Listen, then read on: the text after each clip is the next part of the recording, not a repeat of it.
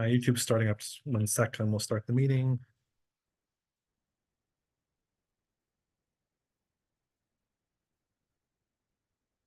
Okay, welcome everyone to meeting number 4, February 26th. And I apologize, amongst all the stuff on the agenda, I missed our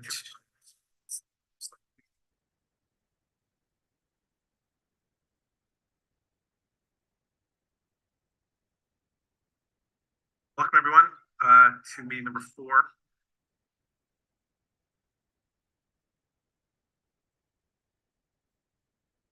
Yeah, sorry, and I missed that our 2 members that we approved as full members on the agenda cover. So I'll fix that and then reissue the agenda for the official publication on the website. But Marcel and Franco were missing. So we have less vacancies than was actually identified there. We'll go on and do roll call, actually start opening prayer. Anyone have any opening prayer they want to share? Chair Crawford, maybe? I could grab something quickly. Hang on.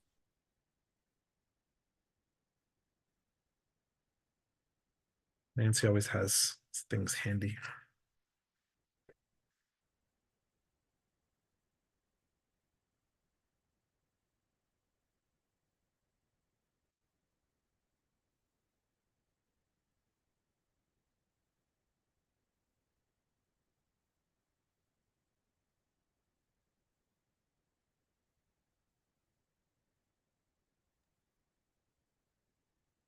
In the name of the Father, and of the Son, and of the Holy Spirit. Amen.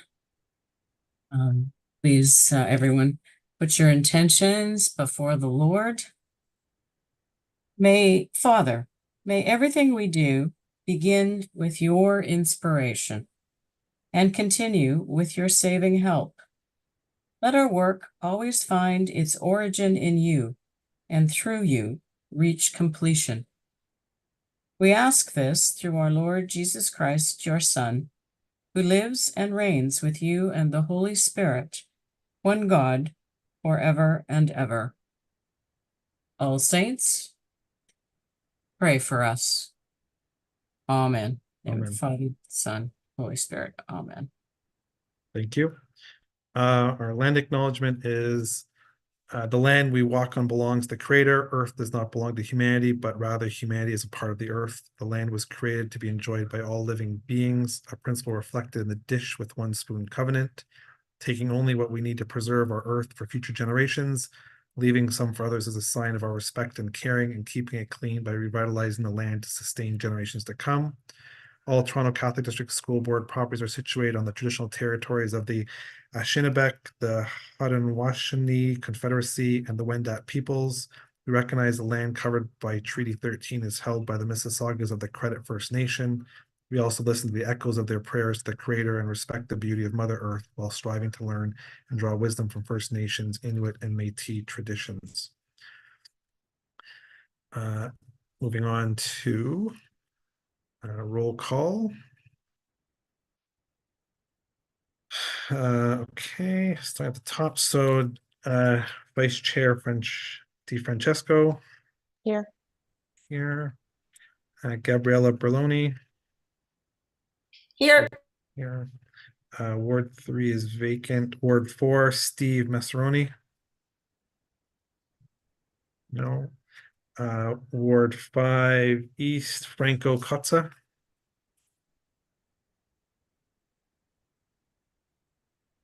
Nope. Just making sure no one else is in the waiting room. Nope. Okay. Wards 6, which is Michelle. She gave her regrets.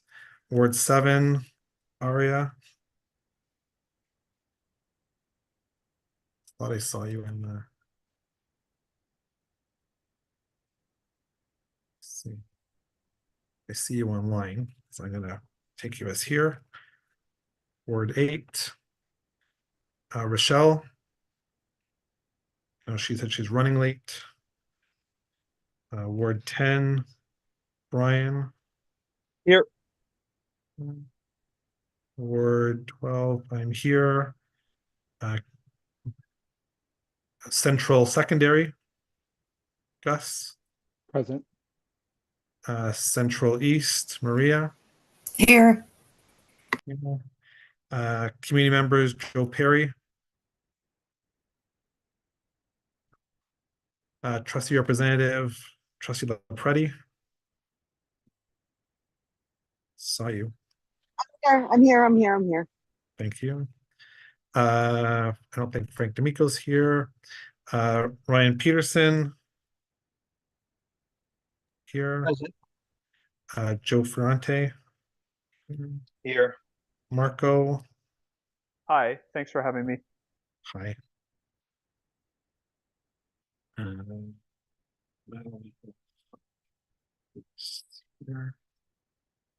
And then we have guests, Trustee Chair Crawford, the CFO Ryan Putnam, Veronica Deck. Here. Anyone else I missed? I think Madeline and Ward 5 West. Madeline's here now. Okay, perfect. Thank you. Anyone else who hasn't been acknowledged? Okay, well, we have enough for quorum and the required people to officiate the meeting, so thank you. Approval of the agenda. So there was an agenda package and an addendum that was resent out on Friday. Could I have a mover and seconder of that? I will, John. Okay, Jennifer, seconded by.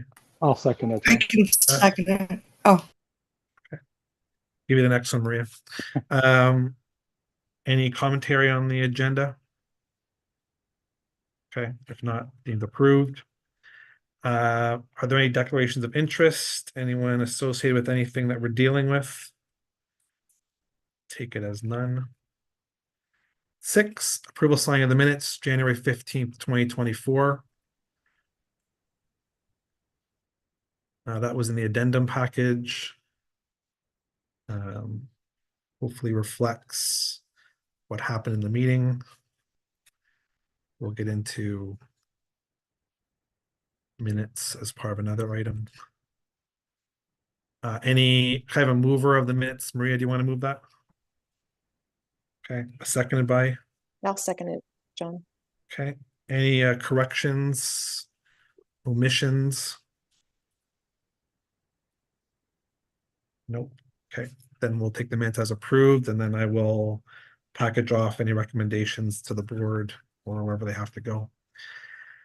Presentations, reports from committee officers, page 2 of the agenda package. In terms of taking over from the chair on January 15th, usual stuff, discussed operational items with executive members, discussion with the director of education and director designate on various items, talked about TCDSB CPIC website updates, just correcting some of the information on there. There's still some more to do and updated information with the board webmaster. Reviewed board agendas on behalf of the committee. I attended a Ministry of Education web conference for PIC chairs across the province, where the ministry just kind of gave their prepared speeches in terms of what the ministry is doing, nothing that new or that hasn't really been released in news releases. And then we had some breakout groups on successes and challenges within parent involvement at various school boards. And I'm going to continue the reach out of PIC chairs as we tried to do previously, starting off with the TDSB, and then we'll kind of build off from there in the GTAs. Emailed CSPC chairs regarding PIC and pro accounting. So after the changes where the board business services now provided those funds to schools, just reminded them that they should still track those balances, given that it's going to now be mixed up with their regular funds. So I want to make sure that they know to do that and aren't caught surprised later when we're asking them to do reporting on that. Prepared February agenda and documents, prepared draft minutes and conversations with various members. Preparation of the agenda and minutes is a time-consuming aspect, so hopefully everything in here is otherwise okay, short of the agenda cover. And then I guess with that, any questions? If not, I'll look for a mover to receive the report. I'll move it, John. Okay, yes, seconded by Jen, Jen. Any other questions? Otherwise, we'll deem that approved or received. Treasurer's report, which is on the addendum. Item number 7B. Thanks, John. So just about a week or so ago, I sent a batch of check requisition forms over to Ryan for approval, and that includes the members who've submitted their mileage and any other expenses pertaining to CPIC. On February 4th, I did send out an email to all members individually with links to submit their mileage for 2023 and then going forward for 2024. So if you haven't received that email, please let me know. Thanks to the members who did submit their mileage expense. All those have been processed and sent, so you'll be getting reimbursed soon, including your receipts that you've submitted from AFL Gala for Ubering and Ubering to the meetings as well. Total expenses submitted more recently is equivalent to just over $2,100. So we'll see that reflected in the next month's. Thank you, Gus. Thank you, members, for getting your stuff in so we can close off the 2023 aspects. That's like as one of the benefits again of the CPIC members when we have in-person meetings and stuff. Your mileage is paid for. And we'll have dinners and those kind of things. So this expense is paid for in those aspects. So please take advantage of that. Any questions of the treasurer?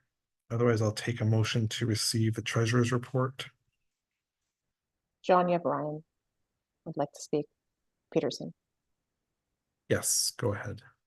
Thanks through the chair. Gus, I approved everything. So how does it, and I didn't get a response from Joseph. So did it go back to you or do I need to follow up with him? I know this could be an offline one. I just need to get processed in my head. So I approved everything. What happens next? Is it good to go or? Yeah, I think Joseph just takes care of everything else on his end. I think Joe's going to be handling CPIC finances going forward. Okay. But so it's in business services. Okay, let me know if we've missed something and then I can go back to it and find out what. I'm sure it's something I missed. So let me know if it's not done within a recorded amount of time, or Veronica will let me know. Okay, thanks. Thank you. Thanks. Thank you. Okay, so move the treasurer's report for receipt. Just holler. Sometimes it's hard to see the hands up. Jen, Jen. Madeline, you want to second it?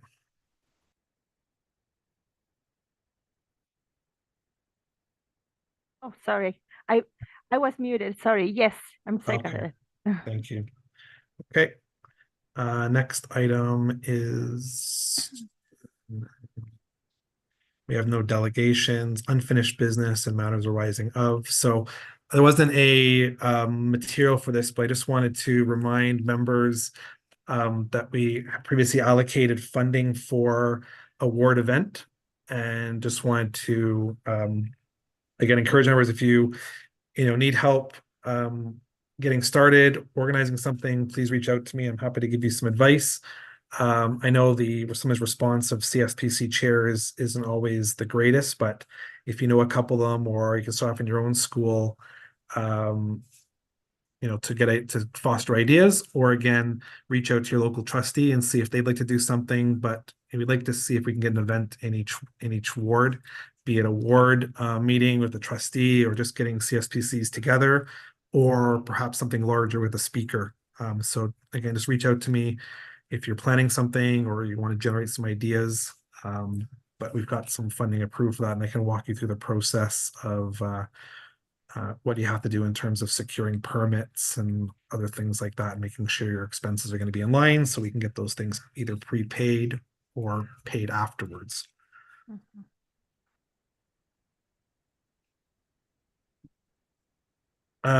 Next one is, oh, any discussion on that item? No? Okay. Okay. Next is item 10, which is an update to CPIC policy number 1. So this is up for discussion, part of it anyways. So this is CPIC has a policy around paying for expenses and what kind of reimbursements we cover, which is covered in the main policy that hasn't changed in some years. However, there's an appendix which is meant to change more often because it's the actual amounts and limits that we have. And it really hasn't been updated since 2019. And obviously, there's been a number of inflationary aspects, and as well as the board rates for certain things have changed. And for those, we follow the board numbers. And then, of course, they follow the CRA numbers in terms of mileage. So if you go to the next page, Jen, it'll actually has the whole policy. I'm happy to go over it if any member wants to have it reviewed, just in case you haven't had a chance to read it or see it. But I can summarize as we're kind of going through it. Essentially, the policy is there because as CPIC members, the idea is not to be out of pocket, but also at the same time is expenses have to be reasonable and in connection with the performance of your duties as a member. So those are kind of the high-level principles. Then we kind of go through the different sections, which talks about different kinds of expenses that a member might have. Scroll down.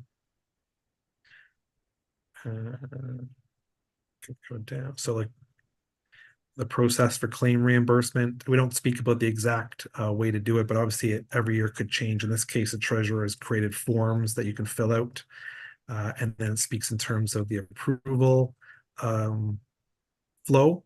Ultimately, it all has to be finally signed off by someone from the board once internally we've approved it. Hence, that was the conversation from the chair, the treasurer's report. We speak about travel costs, parking, dependent care is one aspect where if you don't have any other family member to watch your children, we will cover for a babysitter to make sure that you can fully participate in on-site meetings.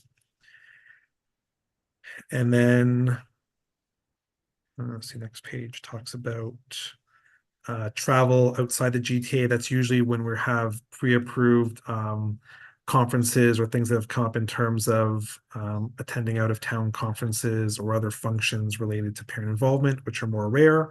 Those things would typically come to CPIC first to approve. Same things if it's conferences or workshops. Meals.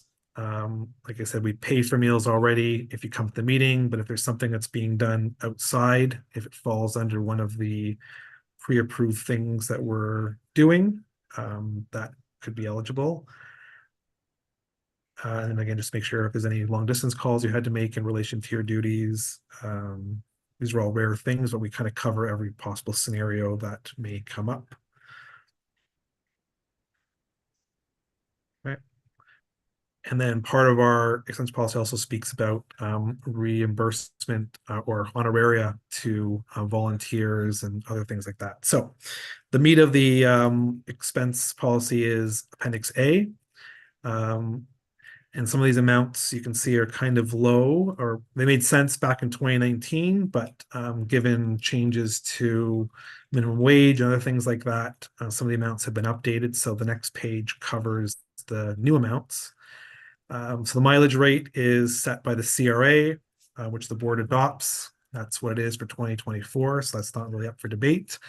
The meal maximum follows the board guidelines. So again, that's not really up for debate. gratuity guidelines as well follow the board guidelines. That's not for debate. The ones that possibly have more control over are these next three categories, which is dependent care. So taking account inflation, minimum wage and those kind of things, it's being proposed that that be set at $20 an hour. The honoraria for non-TCDSB staff, because if board staff present or speak, they're not supposed to be able to be paid from CPIC because they're staff members. But if there was a non-staff member that's not otherwise, on a fee for what the speaker charges, there is an honoraria that we would permit for our conferences and other things like that. And this is the revised rates up from what we had before. And then recognition of volunteers is another one where at CPIC events, this is again to set some parameters around, if we recognize volunteers through gift cards or tokens of appreciation, what the maximum amount per person might be, and then refreshments and food, given that you're usually buying stuff in bulk. So the average is supposed to be, this is the average per person if you were buying pizzas or something else that was kind of catered. So that's what's being proposed in terms of updating our expense guidelines, which will be important for either some of the events that could be happening or potentially the conference coming up. I spoke a lot, so I'm happy to take any questions or comments or debate on those things, but I will need someone to either move that recommendation or suggest something else. John, I'll move it. Okay. So I let's second it. you'll second it. Okay. Mhm. Are there I don't- any other questions I didn't cover or any? No, I personally don't see anything wrong with that. I mean, dependent care, even $20 an hour these days is pretty average, maybe even a little low, but that's fair. And so I'm happy with the other, $25 per person, gift cards, tokens, and even the $15 per person for food and refreshments. Sounds about right to me. Okay. So if I don't see anything else, then we'll deem that approved. And I will update the expense, the policy manual, and I will send that back out to all members. There's a couple other policies we need to clean up too at the next meeting. So once that's kind of done, then I can print one for everybody, so you'll have it handy. Okay. Well, thank you for that. That dispenses that item. Next one is item 11, communications received. So I just wanted to share with the group. So last meeting we had a board recording secretary that is typically assigned to all board committees and statutory committees, of which CPIC is one. So she helped to put the agenda package together, get it posted on the website, take minutes. I received communication from the assistant recording secretary for the board indicating that their main recording secretary was on sick leave, and the other recording secretary, which is helping us, was also on a leave. So they were down to one, and they had nobody to give us support for this meeting. So that was a little more complex. In my case now, having to put again back to the agenda package, put it all together. Thank goodness I have a PDF editor that I was able to do that. And then I had to watch the video on YouTube the other day to kind of capture the minutes from top to bottom. So just want to kind of share that. And I have expressed to the director and Mr. Peterson that, it's imperative that, especially as parent volunteers, that we have the right supports from the board to do those things.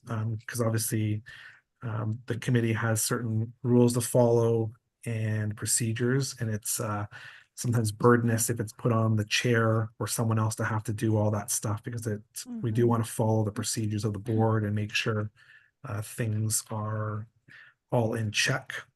So I expect next meeting we should have again the support of a recording secretary.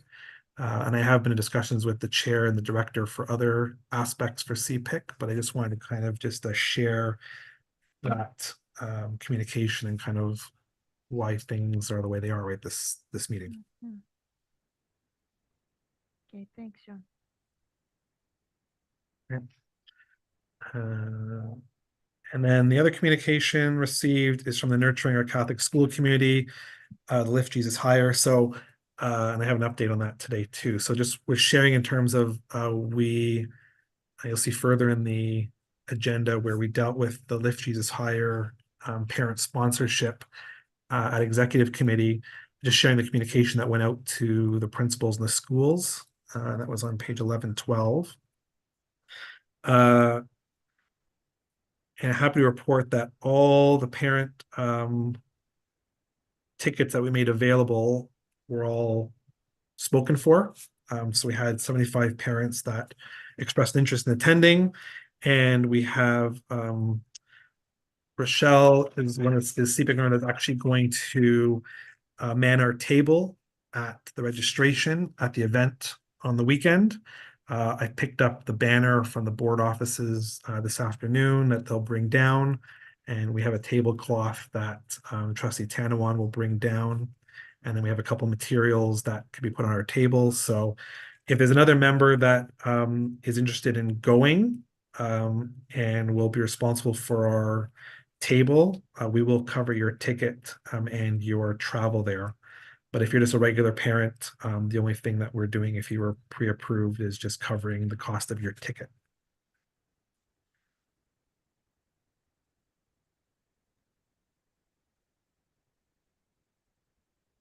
So when is this event happening again? Sorry. March, is it 4th, Sunday or Saturday? Oh, the 4th is Let me a just double Monday. check. March Oh, 2nd, I sorry, think. that was the 3rd then. Let me just pull it up here. Saturday, March 2nd. Saturday, March 2nd. Okay, there, got my dates mixed up. Okay. So it's Saturday, March 2nd at the Metro Convention Center. Yeah, no. Me personally, I can't. No. That's fine.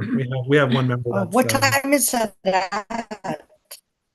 it's an all-day event, but the portion that we have coverage for is really for the registration table to make sure that we have people can confirm that they're attending from our list, and just to share that CPIC is there, because there will be other parents from likely Catholic boards and our own board attending.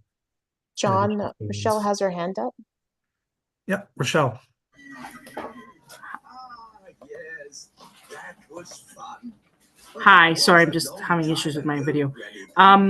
Just had a question. If there's any CPIC member who's willing to sit with me at the table to sign off on the tickets, they're welcome to help me out. I've put my phone number in the chat, if that's okay, and they can contact me. The other question I had is, if you're a CPIC member, will we be covered for parking expenses to Yes. attend that rally? Yes. Okay, So thanks. if you're there on official CPIC business, which you are, then yes, we'll cover your parking. Okay. I saw Aria was asking about attending. Sorry, if you want to attend as a CPIC rep and help at the registration table, then that same offer can be extended to you as well. But yeah, as Gus has pointed out, just make sure you keep your receipts in terms of any parking expense and track your mileage.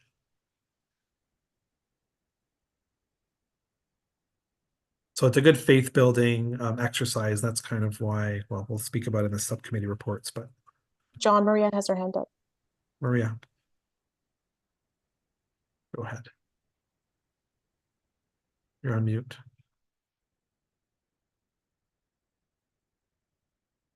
Maria, just check your mic.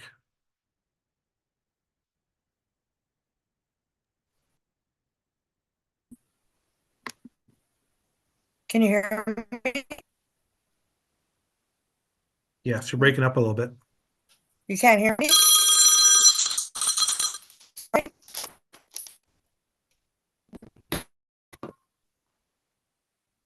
You're cutting in and out, but if you want to write in the chat, I can read out for you. Right. Yeah.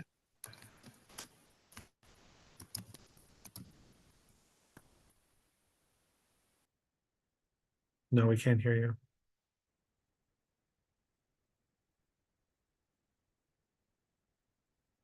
Try and drop out and join again. And I'll come back to you on the item. Oh, can I volunteer? Okay. Okay, so reach out to me after the meeting and we'll set up everybody for that activity. Thank you for that. Can I have a motion to receive those two communication items?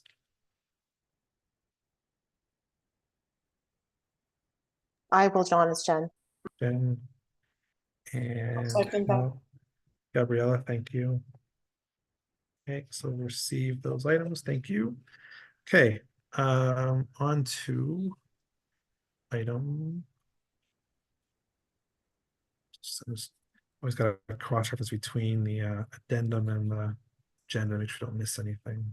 Sorry, John, I had to bring it up on the addendum. We're going to the Yeah. addendum now. Okay, yeah, 12A, Parent Volunteer of the Year. Okay, so this is the part that kind of committee of the whole, so we can be a little less formal in terms of the discussion items and talking through it. And that, but at the end we'll need a motion to actually approve whatever it is that we want to do. But so if you want to share that on the addendum. So this is the proposal that's been was discussed between, actually it came up at the end of our executive subcommittee meeting, and then the vice chair and I kind of were fleshing this out a little bit more. So it's essentially the background behind this is we've seen inconsistency across the board in each school in terms of formal recognition of parent volunteers.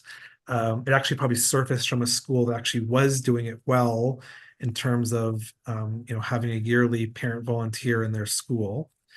And the kind of purpose is we looking to create a board-wide program sponsored by CPIC, recognizing an outstanding parent volunteer in each school annually. And each local school would determine their parent volunteer of the year based on a criteria that we provide. But basically, we're sponsoring the program. We would buy an initial plaque and bulk print all the names for this year. And then we would solicit a name from each school annually. And then we could either bulk print the names every year on the little plate, or have each school do it themselves, because they also have they potentially have other awards and things they do in school. So it might just be easier if they just handle it at that level. But the idea being, if you actually have something on the wall, then it'll remind each school to do it. It gives us kind of a legacy piece that exists and really promoting parent volunteerism and parent involvement in a school.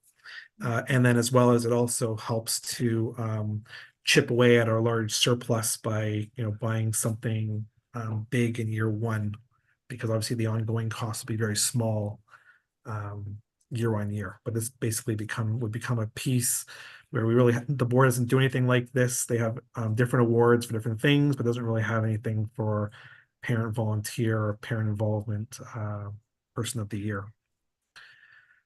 So that's the background and the concept. The recommendation, if it goes forward, would be we would determine the criteria and price options for the plaque that can hold a series of names. Say we get one that can hold 12 names for the next decade, then we can deal with it again in 10 years' time. I'm at this point opening the floor for any questions, comments, discussion, alternatives. Don't like it, and then we can determine next steps. And I will take a speakers list just so that. Okay, Gabriella, go ahead. So I know we had discussed the idea of starting something like this, but in my memory, we had discussed as a recognition of all of the parent council for that school for the year, and then doing that on an ongoing basis allows the opportunity for visibility for more than just one parent who may end up being like recurringly over many years the same parent, and we miss the opportunity of acknowledging a larger amount of parents that do participate. So I remember we did speak about that. My recommendation would be that instead of it being a one parent volunteer for every year, for the plaque, perhaps we do want to do a parent award annually. But for the plaque on the wall, my recommendation would be that it be for all of the parent council ongoingly annually. Okay, so your suggestion is like all members of the parent council, like all executive members, or All members board of parent council, because the idea behind that is that that people can see themselves reflected in the past, basically they're standing on the shoulders of the people that came before them, and just one person is not a true reflection of all those that put their hand up to meet regularly and organize events and echo the voice of parents in the school. So I think that would be more representative of parent involvement. Yeah, yeah. Sorry, John, I can't get my hand, I can't find my Okay, hand I because got you I'm next on sharing. the list. Go ahead, Yeah. Jen. And then I'll put you next, Madeline. And go ahead, Jennifer. I agree with what Gab was saying. I think though we should do both. I think it's good to point out one volunteer, to have a parent, maybe a parent volunteer of the year, and appreciate the whole council. I think both is good, because I think it's also important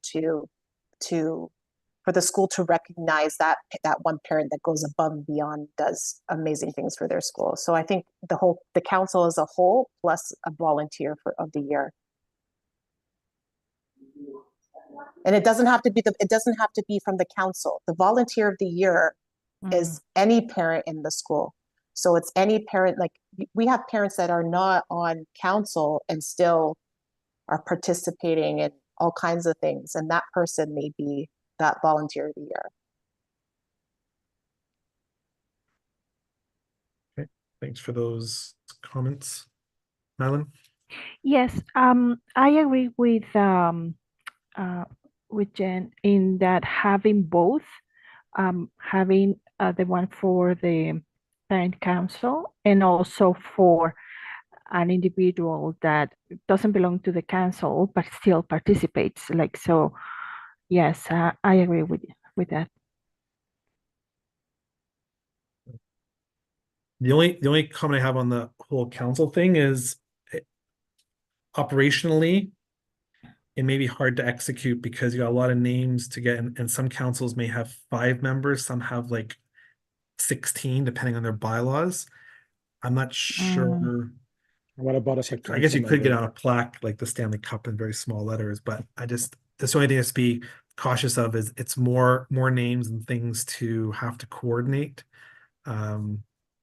Printing versus something that just one name, one little metal thing that kind of goes to each school. But we can certainly look at all those things if that's the will of the council.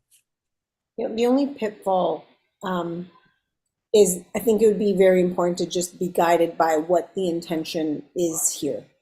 The intention is to highlight one parent, but if the intention is to acknowledge the community of parents that make up, then let's find a way to, who knows how it can be written up. I mean, we don't have to figure that out right now, but I think it would be important to be guided by what the intention is and then figure out a way to do it, if that's what we choose. I can suggest is we have one, what's in front of us is the parent of the volunteer proposal. We can bring back something else related to ideas for how we recognize all CSPC members, unless the idea is not to do this and only do the other, just so I can. Can we not add that in, John? Can we not add that into this proposal and add in CSPC councils and a volunteer of the year. Let's just do it now.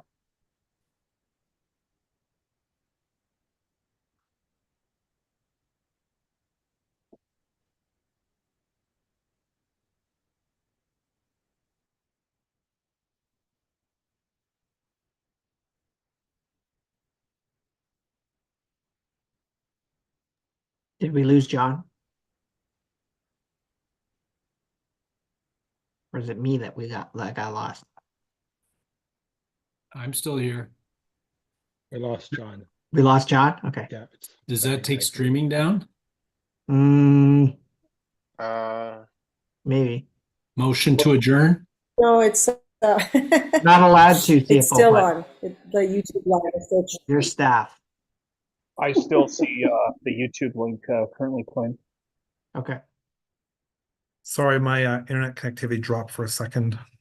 And we're back. Okay, Okay. thank you. Thank you. Sorry, I missed if I say anything last minute. Madeline, go ahead. Yes, yes. What I was thinking too, like, I'm not quite sure where we are at what we're doing for our website and all the information related to CPIC.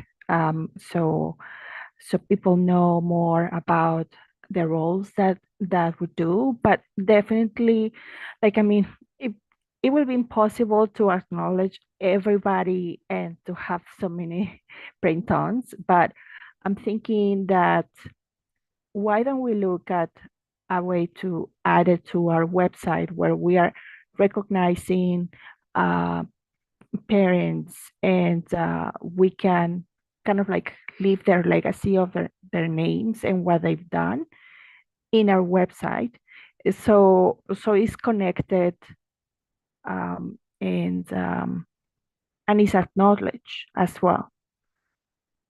Because it will be quite hard to just acknowledge some and then others that had been very, very active might not be recognized properly. I don't know. That's a great idea. The only issue I think might be not all parents may want their names up on a website. So we'd have to, it would sort of be whoever wants to be. Mm-hmm. So then instead, what we could do is like a parent from, and then we could mention the name of the school, or we can mention both the name of the school and the board that the parent belongs to. We could do something like that if a parent doesn't want their names on their site, on our site. Yeah, I think the whole purpose of this is to actually have something physical in the schools, so that when parents come in and they see it and it's there for when there's, you know, when the CSPCs come in or volunteers come in, it's seen there instead of having to go to a website to see it. Oh no, like, yeah, to have it be like on top of the physical. So then, okay. yeah, to have both. So in this way, it's like we're acknowledging more people, but we're not like so caught up in what we're going to print and how many and so on. So everybody will be included. I think we lost John again. I'm here. Oh, you're here? Okay, Ah. perfect. I just can't see you. So maybe then what I suggest is got part one, which is this. If people are generally okay with that, we can continue the discovery of this, and then we can have a part two that says to investigate how to recognize councils, and we can bring that back next meeting in terms of, you know, is it some larger plaque? Is it something else that we kind of do for that? But I think I get the intention is to capture both and have something physical. We just need to kind of figure out operationally what that might look like. Gab, go ahead. Have we quoted this out to get a sense of what this is costing us? Because effectively, if we're doing it times two, I mean, depending on what the cost is, it just seems like something that we should know what the cost is before we Yeah, start. that's why at this point it depends on where it was going, because it depends on how big the plaque is, how many names. Like if you're engraving, it probably won't make any sense because you pay almost per letter, but it might be just the heat printing on it. But if you're doing the council one, we're gonna need something much bigger because you need space to put more names across, even if it's a small plate. But the parent volunteer one, could be just ballparking. It could be like, $50 or $70 a plaque. So times 200. If you do something much larger, it depends again how fancy it is on because the wood is what you're paying for. And it's just the coordination of actually printing it too, right? Because we need to get all the information if you're going to print it in bulk. Otherwise, we're burdening the school with having to do it. And that might be okay. We just got to make sure we understand what the expectations are, because we also need to make sure that the process is longevity. Like, it'd be great to go do it year one, but if it falls apart year two, then the whole point falls apart. Ryan, go ahead, Ryan Peters. So just a couple things on behalf of kind of staff. Anything that recognizes parents is and the work that they're doing in schools, I think it's very much supported, and I think we need to be looking at both options are fantastic. And I know Gus was saying something around a certificate. There are different types of plaques where you could have the plaque and the school determines where it goes, but per year, and then just each council member named possibly. So I think there are some options that we can look at for both, but I just want to say that in terms of staff's point of view, anything that recognizes the good work that parents do, it does help to foster great relationships between the two, and an award wall, which is what it would probably end up being part of, is definitely something that sounds great. John, can I propose something? Yep. How about we include Gab's proposal of having us recognize everyone on the CSPCs per year, plus a volunteer of the year. And then we now take this and then we go price it up.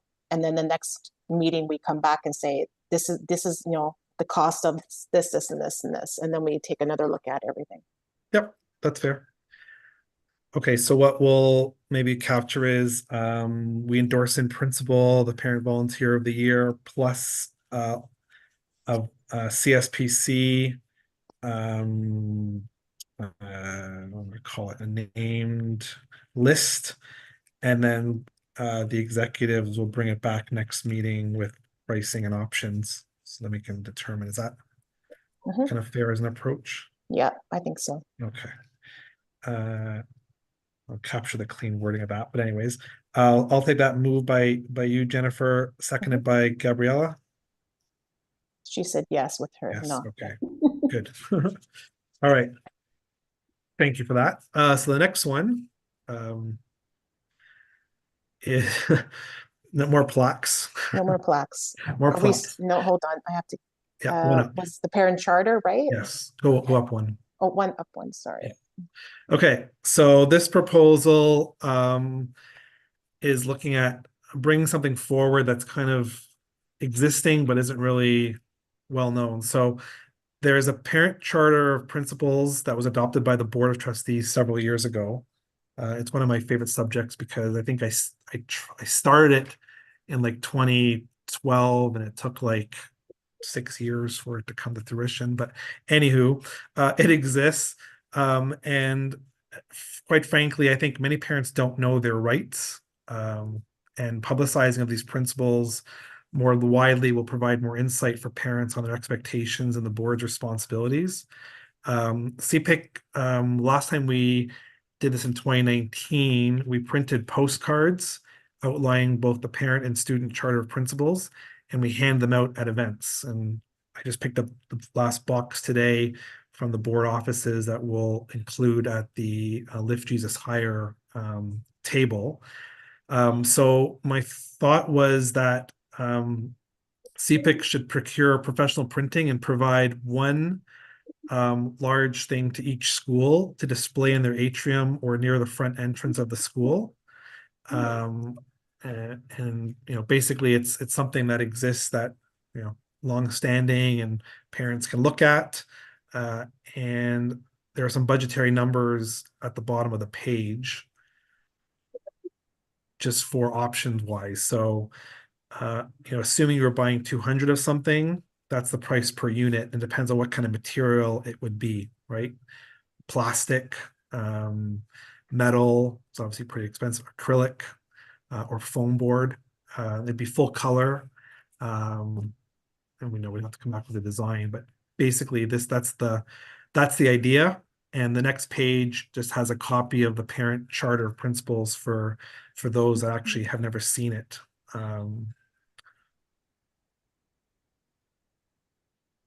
Mr. Peterson, go ahead. John, just want to jump in. It might be something that we could print through our printing department. I think, it would still be budgeted through CPIC, but it might be something that we could run through or do a mock-up through our own printing services. For sure. And because the one that got me thinking of it too was the board printed a nice one. I think it was either the conflict resolution thing, and it's like 11 by whatever. It's like nicely thing, but it's not over crazy in terms of material. So that's kind of what the same kind of thing I'm thinking. And I think, so if you want to send me an email with it, I can see if we can cost what one might be, and then we can go from there, or if you'd like.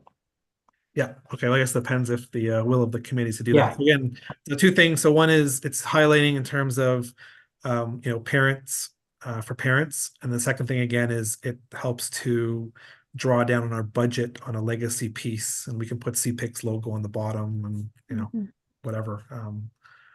So happy to take discussion again, good, bad, or ugly, to determine what we want to do next.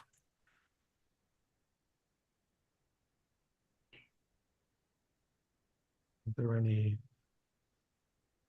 Yeah, let's just I think get a quote and get some ideas happening from printing. Yeah, I agree. It's a great idea. And again, like I would love to see these on the website and also on CPIC, on our CPIC section. I also would love to see these. So it also speaks to what we stand for. For sure. Yeah, we would continue to promote those things on our website and even Yeah. materials that we print ongoing, because again, it's an information piece in terms of it's more broad than parent involvement, but it does speak to the aspects of, as a parent, Yeah. what you can expect. Okay, so I'll take that from Gus. Second by Madeline is to get a price to the board similar to other things they've done in the past. And then to come back next meeting. Yes. And then we can have the board's communication team kind of mock something up as well. Price the board with mock-up. Any other comments?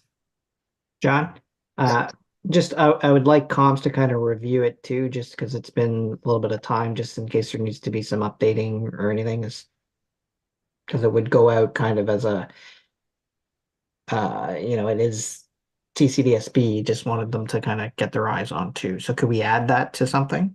For sure. Well, yeah, I make sure that whatever's here is proper. Okay, great. Yeah, that it's properly reflecting of what the board approved. Perfect. Thanks, Ryan. I'll make a note of it as well and share it with my team. Okay. All right, so I will take that as approved in terms of next steps. Thank you, everyone, for your commentary. Okay, next on the agenda is back to the regular agenda. Policy SM04, recent changes approved by the Board of Trustees. So, Jenna, if you want to bring that up.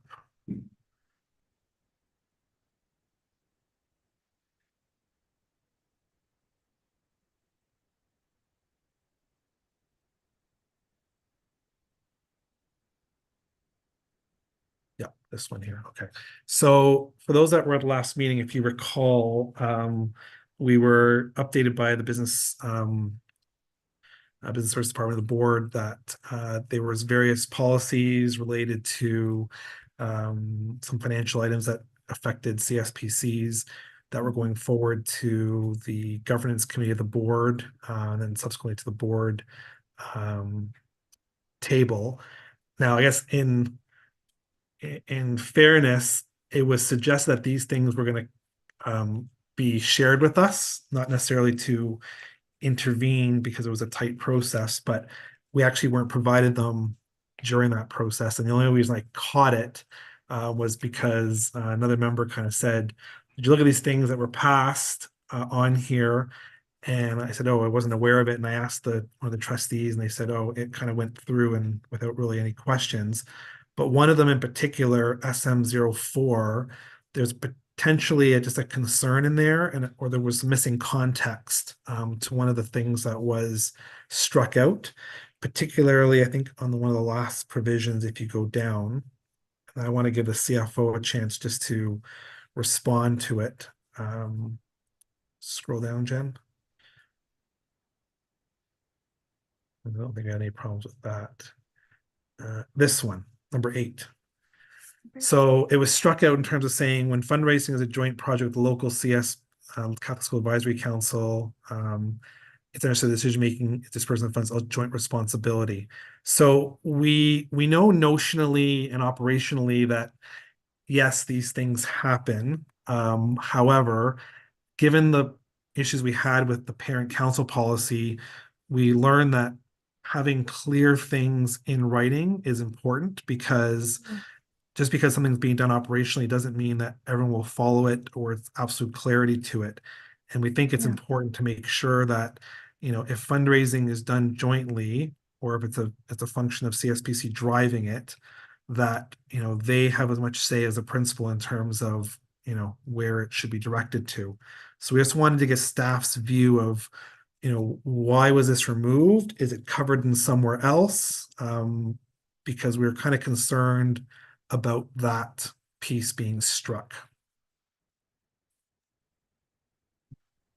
Through you, Mr. Chair, it's CFO Putnam.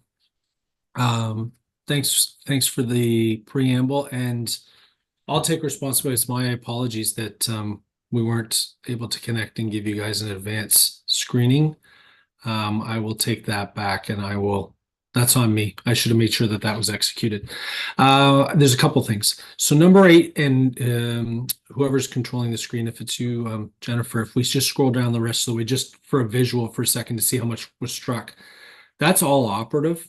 Now, John, or Mr. Chair, I do appreciate what you're raising. So if we shoot back up earlier on, there's clarity around fundraising being, I think it's almost at the very beginning of the policy. I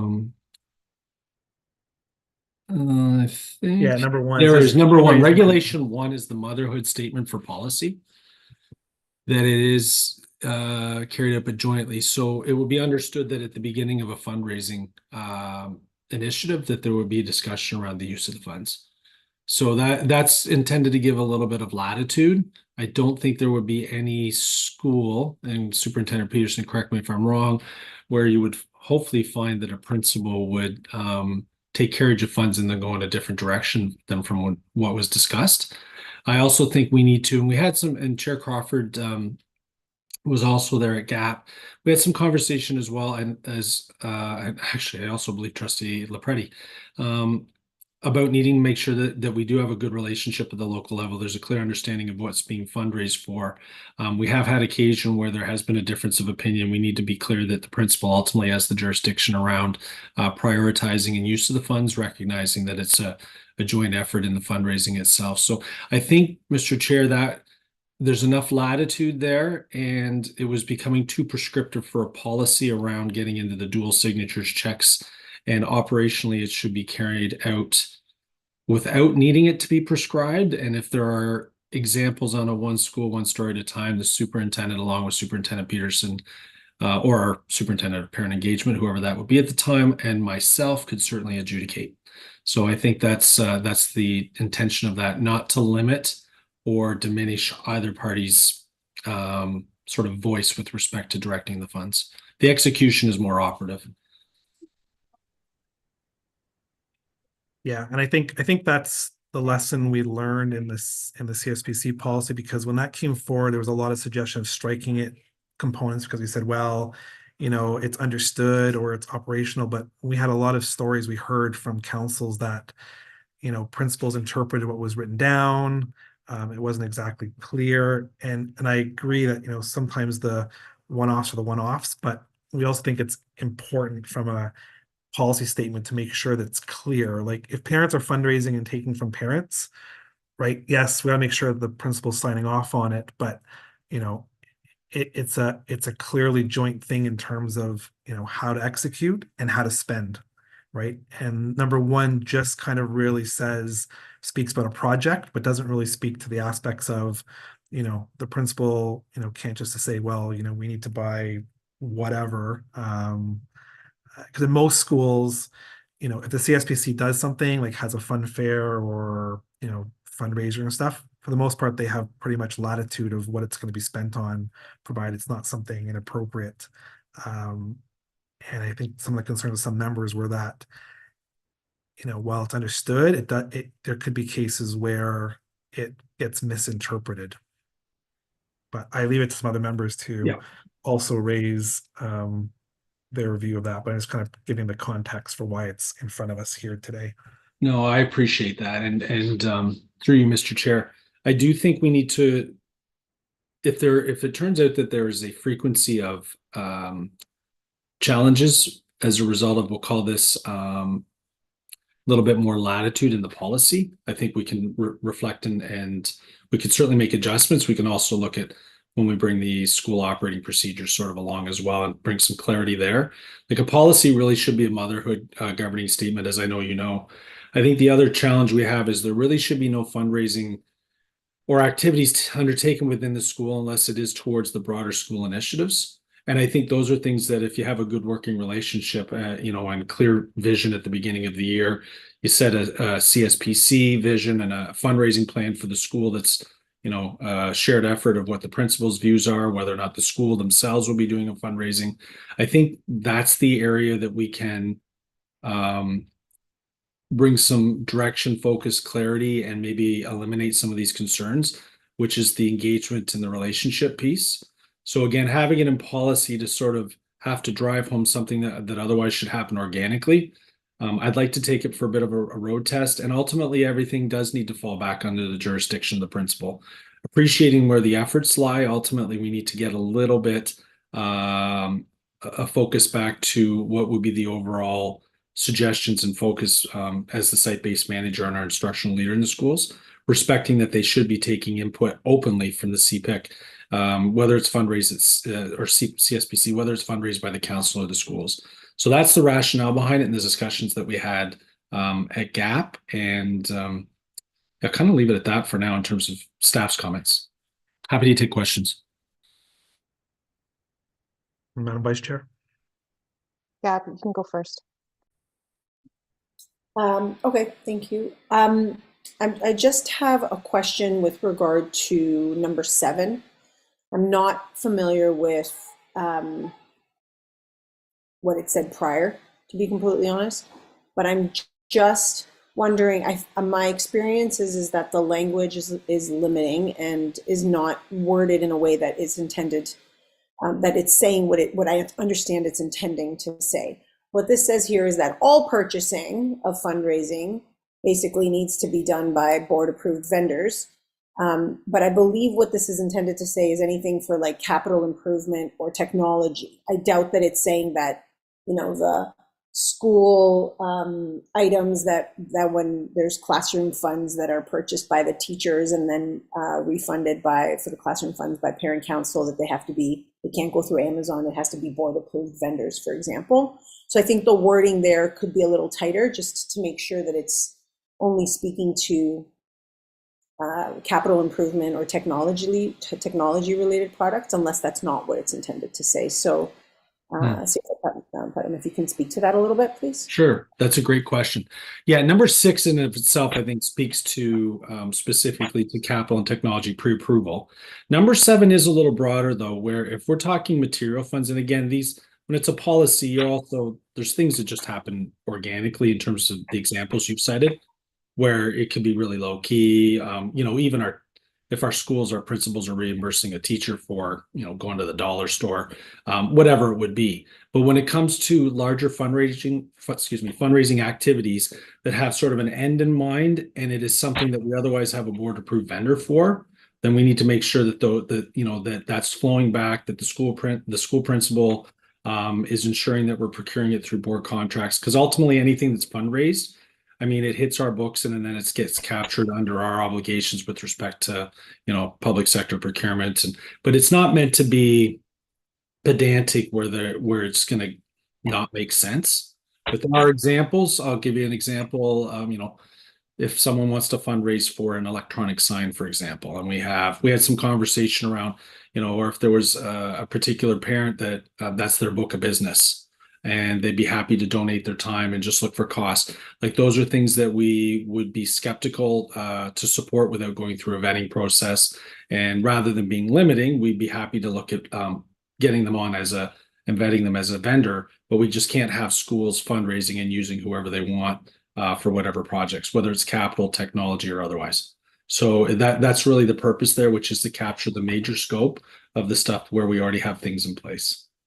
So if that's the case, then I would recommend that we look at something, for example, like saying from board approved vendors where applicable or where that applies, perhaps there's a dollar amount, because again, I noticed that you referenced the principal, for example, refunding the teachers with dollar store, but there are schools where it's the parent council and fundraised money that pays for those things, or they go out and, for example, books or things that are really lower cost, but if it's too stringent, the language, it may end up causing more problem than what I believe it's intended to do.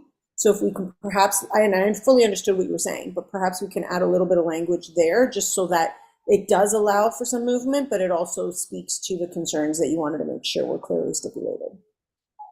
Yeah, thank you through you, Mr. Chair. As the chair has indicated, these policies have passed GAP and board, so they're operative.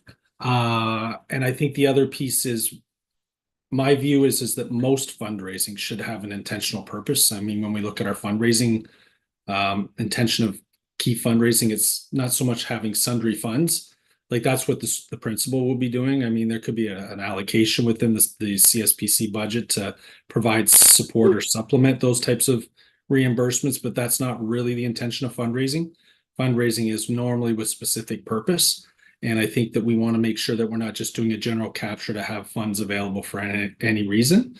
And so when it comes to that, whatever the purpose is, we would also know what the nature of the spend is. I think, Gabrielle, to be honest with you, in practice at the local level, this is just to ensure that where there's major purchases, doesn't matter what the scope or the nature is, that we're using board approved vendors. And it's also looking to just make sure that where we have people willing to volunteer and donate, or we have companies that are within the community, that we have to go through a process. We can't just have anybody doing the work. And so I know where you're going with that. Policy really is meant to be motherhood. We can look at this with the operating procedures at the school level, where there could be an understanding of what a local discretionary fund could be, for an example of a nominal amount, notwithstanding how the funds are generated. Yeah, I think like Ryan, I hear the aspects, but I fielded calls for 15 years from councils indicating all kinds of stuff going on with fundraising, principals usurping their authority and other things like that. So it happens, and as we kind of talked about before, is we need stuff on paper that gives people clear guidance, because otherwise they call Mr. Peterson, they call me, they call other people. Like, I had, even just from taking over as chair, I had a couple conversations with people in terms of stuff going on in their school, which, don't follow the norms of what we would expect. So actually it's more widespread. And even if I look at my own school, St. Agatha, like, we have about 30 things that we use our fundraising for every year, right? And if you take that statement as is, we wouldn't be able to go to Vistaprint to do the thing, to get the stuff that we printed for. I don't know if it was a board vendor or not. We bought shoe racks and trays from a vendor to make sure the boots were, off the floor, all kinds of different things. We bought a tablecloth, right? So, I think we have to be careful, because words matter. and I guess frankly speaking, as I'm a little disappointed, being totally honest, of the trustees that didn't really ask these questions or come to us. And I don't want CPIC to be some kind of authority in terms of, vetting stuff, but these are the kinds of things that get raised. And now we're going to have to go back as a recommendation back to board to ask them to reopen the policy because we don't like what's in here because it affects parent councils in a real sense, right? Yeah. And that's just the fact of the matter. Like I totally get where you're coming from. I've lived in your seat, sitting around the board table and at audit, but there's also some things that are clearly not as operational and as innocuous as we think it is because the words matter. Yeah, and I don't want to debate this evening, and CPIC can certainly pass whatever recommendation. As treasurer of the board, I have a responsibility to be responsible for a policy, and I've spoke to those questions. If you watch the gap, like it was all public meetings, the Q&A was pretty direct and intensive, and it was still reflecting on the need for local autonomy, not shutting down opportunities when people come forward. But I think later in the agenda, when we look at or provide my report and updates under reports from officials, Veronica is going to walk us through the slide deck of observations and opportunities that's been reviewed at audit and will be implemented shortly. And it's going to highlight that we need a stronger controls environment.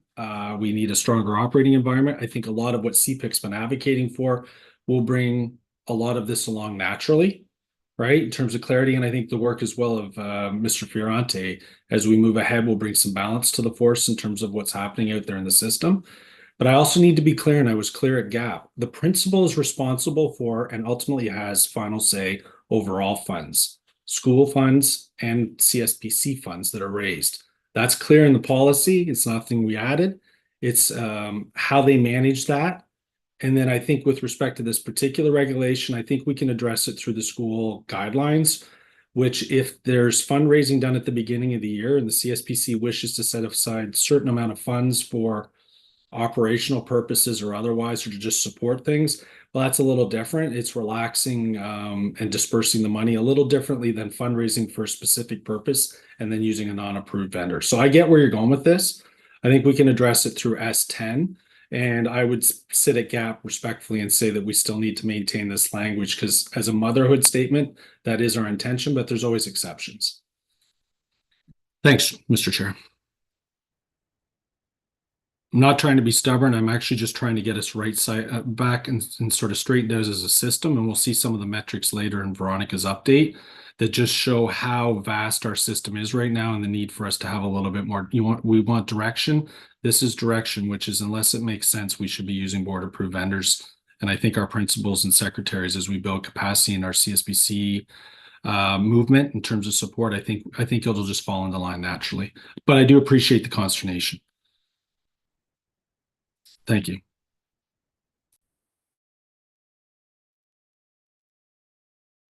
John, can I say something? Yep, you're up. Go ahead. I've heard everything that everyone has had to say tonight, and this is not based on feelings or anything. This is based on policy. This is based on what goes on at the grassroots level at CSPC, which in my mind, there seems to be a wide disconnect. I understand that there are issues on the financial end, on the back end at the board that they see that we don't see. And I'm sure these things happen. But having this policy go through without even an ounce of coming to CPIC or coming to parents here and saying, this is what we were going to do. These are the changes that we're going to make. I think there's a level of trust. There's a trust level that has been diminished here. And I think there will be a lot of CSPCs going forward that are going to think about how they fundraise and what they're fundraising for, and if they're going to fundraise at all. And if it's an issue of money, then that's something that the board needs to look at, as far as maybe block budgets need to be a little bit more robust, so that there is the money there to for what the school needs, because we get requests ongoing all the time that there's not enough money and they ask us to fundraise so they can pay for a lot of things in the school. And we do it because it's important to us, because we want to give to our children. And I'm not happy with this at all, 100%. I know there are other parents out there that I've already spoken to that are not happy about this. So that's just my comment on this policy change. Thank you. Mr. Chair, a couple things, because I think this is important. Plus, we have trustees on the line that are familiar with our dialogue. So staff did speak high level to the proposed changes at the last meeting, but we should have shared the drafts. I agree with that. Secondly, this isn't an indictment, Madam Vice Chair, or if it's coming across any way that we're looking to clamp down on the work that's happening, that's not it at all. What we do need to make clear, though, is that ultimately everything that's done under the auspices of the school board, including councils, is one under the board's jurisdiction in terms of our reporting requirements and all the different rules. And I know we all get that. It doesn't have to be heavy-handed in its application, or by no means is that what's intended. But ultimately, the principal site-based manager has to also have a role in that. And I think that that's where what we're striving towards is an open working relationship. And finally, I think we can look at things through the operational guidelines around how we can address things that might be of concern here. But ultimately, the block budgets, yeah, they're tight. The fundraising plan, if it's being asked of the schools to fundraise to supplement, well, that's not really the intention of fundraising. And so we'll need to reflect on that. In fact, it's one of the regulations and statements in this policy with respect to, not fundraising to supplement what's otherwise provided or should be provided by the board. Right now, there is then going beyond our standards. If you want to buy an iPad card or something like that, that's going to support the schools, then that's different. But there should be a vision around the fundraising, and there should be for specific purposes, and that should be well aligned and well known at the beginning of the year. And if there are practices where schools are then coming back and asking councils to fundraise just to meet, we'll call it ends meet, that's concerning, and that's different. And I would hate for this policy, that's not the intent of what this policy would be. And we need to have a conversation about that. And I'd love those situations to be brought to my attention through Mr. Fiorante or through Ms. Deck, right? That's their role now. We haven't had this infrastructure before to really understand sort of the feedback.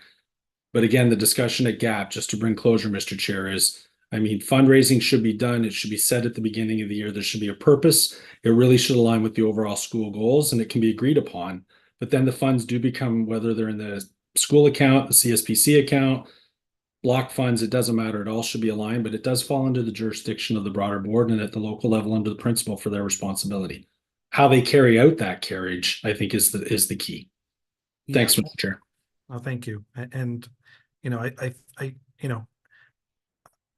personally speaking, like I said, because I've sat in both chairs of those pieces, we get it and we understand the principal is ultimately responsible for the school. But that being said, we also believe that policy statements need to reflect in terms of what the expectations are on the principal, because parents will refuse to do fundraising if they feel there's burdensome things, or there's given latitude where it's not clear up front. If we agreed on X at the meeting, then X is expected to do, because that's what parents are fundraising for. Not that a principal can change their mind halfway through the year and say, no, you know what, we're not going to do X anymore because I've decided not to, right? We know we've had this conversation with Mr. Pearson before that, we love to say all 200 schools have perfect relationships and stuff. We've got a lot of cases where principals run the place like a Gustavo, frankly speaking, and we have a number of large cases where there's a perfect symbiotic relationship between CSPCs and the principals. And these things in the policies matter, because when it comes down to it, that's all we have to go on in terms of keeping things in line, expectations. And some of these, when I missed that piece of number 7, thank Gabriel for bringing that up, because that actually is quite restrictive as written down in the policy. And at the end of the day is, staff and, whether you're the director, CFO, what it is, you can have a position, but at the end of the day, it's the board of trustees that then have to take the political position in terms of what to do and not to do, right? And I know you're going to get into your audit thing, but I had the thing where I sat in audit as a trustee and said, yep, we have problems here, consolidate the school bank accounts together. And the blowback that happened from that then changed the course of politically that we had to change that aspect. So irrespective of what the right thing was from an overall perspective, wearing structures and finance hat.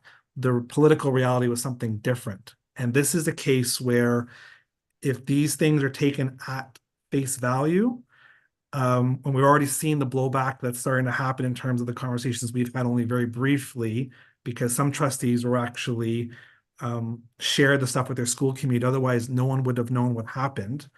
And I think this is going to be a big problem. So I appreciate, Mr. Chair, and I don't want to debate this evening. I will say a couple things. Respectfully, it's an unfair statement to speak to the principals in terms of the way they run their schools with that type of framing. I think we also have examples where it goes the other way, where we have, so we're working towards instead the harmony that is sort of, we'll call the majority of our school relationships and making sure there's clarity. I think secondly, we did flag that we should have been more overt in ensuring this was circulated directly. We do have the gap policies that, and the agendas that are set, and then the board agendas, which are also set, they're available, especially when it's going to gap. And we did get to CPIC in advance to say we are going to the February gap with these policies. So respectfully, that opportunity. And when I had the policy file, and I did have the policy file for a number of years at my former board, I also had an expectation that, and it was known that once we posted the public policy agenda, that was the opportunity for anybody to flag it. But we want to be stronger than that in terms of our engagement. So the comments of the vice chair are noted. We've never had this much from the business services and this much attention and time spent intentionally with CPIC. I think you've seen me here week or monthly, being fairly transparent. So I won't say, I struggle a little bit with that sentiment. And then finally, I'll note that there is the proviso in number 7, where there's the ability for approval from financial services. In other words, reaching out under our area with procurement to be practical. I think we can look at its application. But the bigger conversation, Mr. Chair, is we need the fundraising to have a vision, and it should be front end loaded. And there should be an understanding of what's being fundraised and how that'll be executed. And I think that we just need to move forward and make sure that we are carrying things out in the way that we expect and intend. We'll deal with it through our area superintendents as well if there's any outliers. Okay, and with Mr. Fiorante in terms of helping certain CSPCs come back in line with what their expectations and thoughts of how they run themselves, sort of separate from the school, or expecting more of the school in terms of their influence than maybe is appropriate. And I think generally it's a healthy conversation to reset the boundaries to the norm. But the policy wasn't intended to be overly restrictive, but it is intended, and staff would still table one that is fairly clear, saying this is our expectations unless there's exceptions. Thank you. Well, I should flag those were thoughtful conversations that were had. Your trustees did ask questions both at GAP and at the board table. And ultimately, while I respect the voice of the front lines does come into play and the voice of the constituents, there also has to be a strong understanding and acknowledgement of the role of either audit or respectfully as the treasurer of the board who's responsible for these matters. And there are some things where we just have to draw a certain line and make sure there's clarity and to your point, clear direction, but it doesn't mean that the application has to be overly limited. And that's the purpose of policy. Thank you. John, Rochelle has her hand up.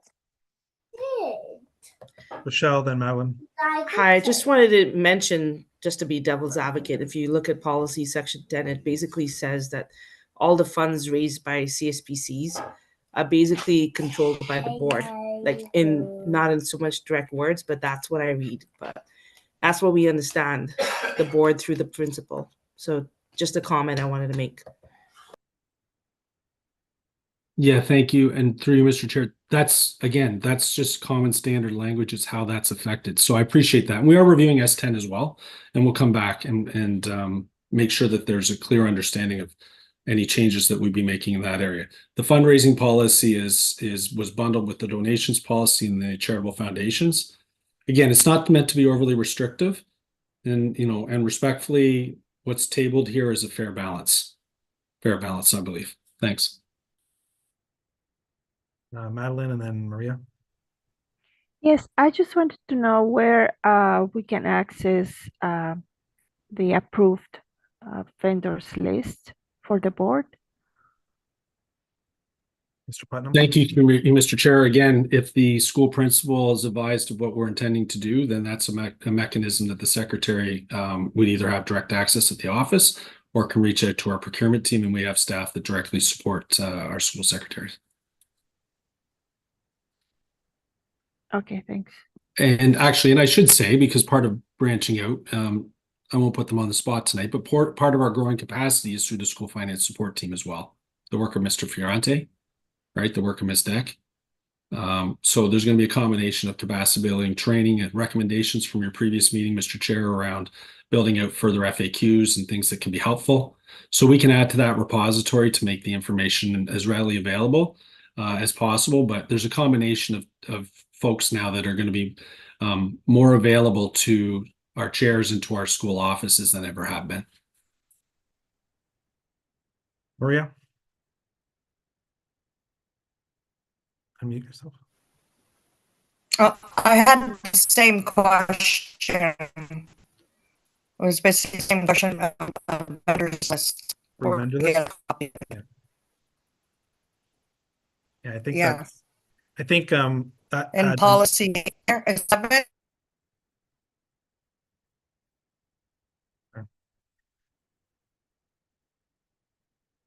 Okay. Yeah, I guess that's a fair point in terms of if you're going to put something in there like that, it's kind of burdenous to have to go through the secretary and principal, understand who's on the list. Mr. Putnam, my editorial comment is I respect you on many things you say and the work you do. However, on this matter, clearly disagree with your perspective on that.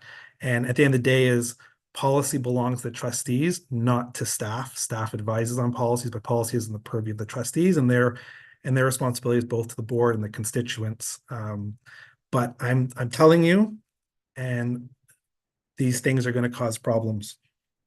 Okay, I take umbrage personally to it in terms of the work I've done on CSPCs for 15 years.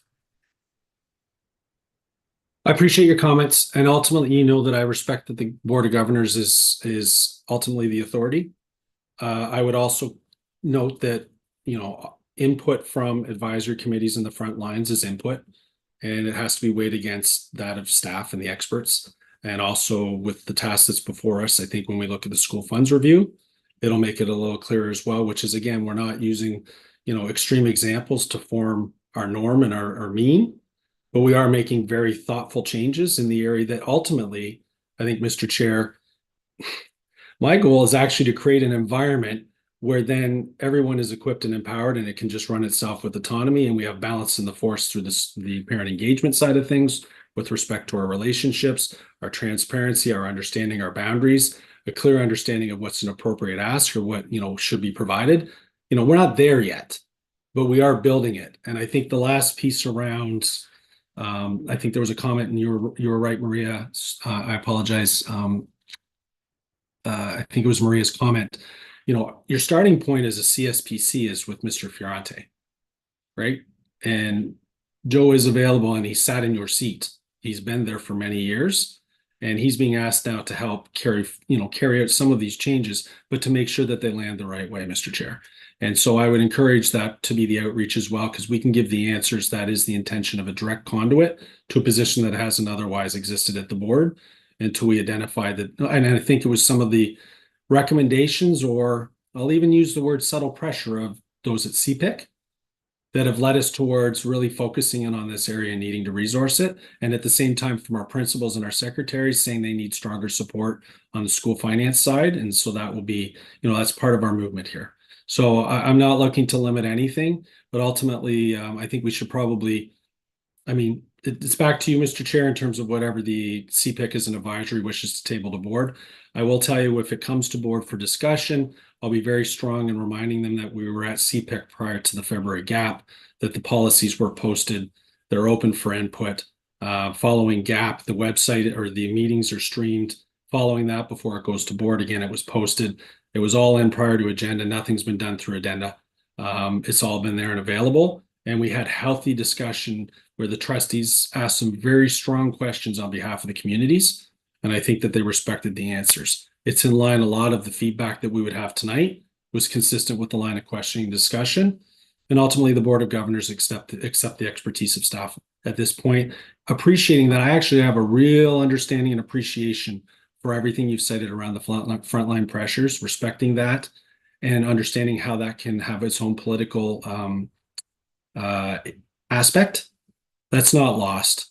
We're trying to strike a balance, and I think you'll see it with the next report when we get to it as well, Mr. Chair, that it'll appear to the system as being coming through with some very strong directives when really they're very balanced, and we've sort of tried to hit the middle of the road. This language is intended to do just that. If it turns out that it's operatively more restrictive than intended, then I'd be happy to take feedback, and I'm not too proud to say that we can make some changes. Thank you. Before I ask if there's what the next steps are from members, does Trustee LaPretti or Trustee Crawford want to weigh in with anything, or do you want to wait until?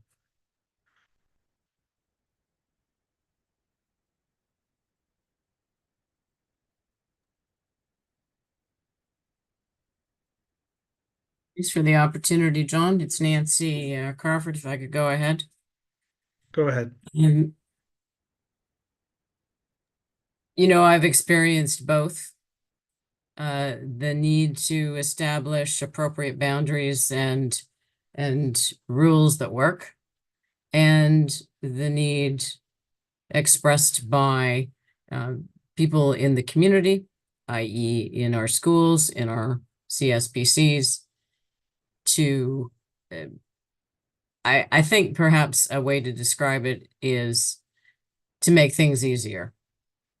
They're volunteers. They're working to improve the school for everyone, especially their children. And, sometimes rules and regulations can appear to be onerous. So, as CFO Putnam has said, should CPIC put forward a recommendation, it would, of course, be viewed. But we did give proper notice. For these policies on both governance and policy and board.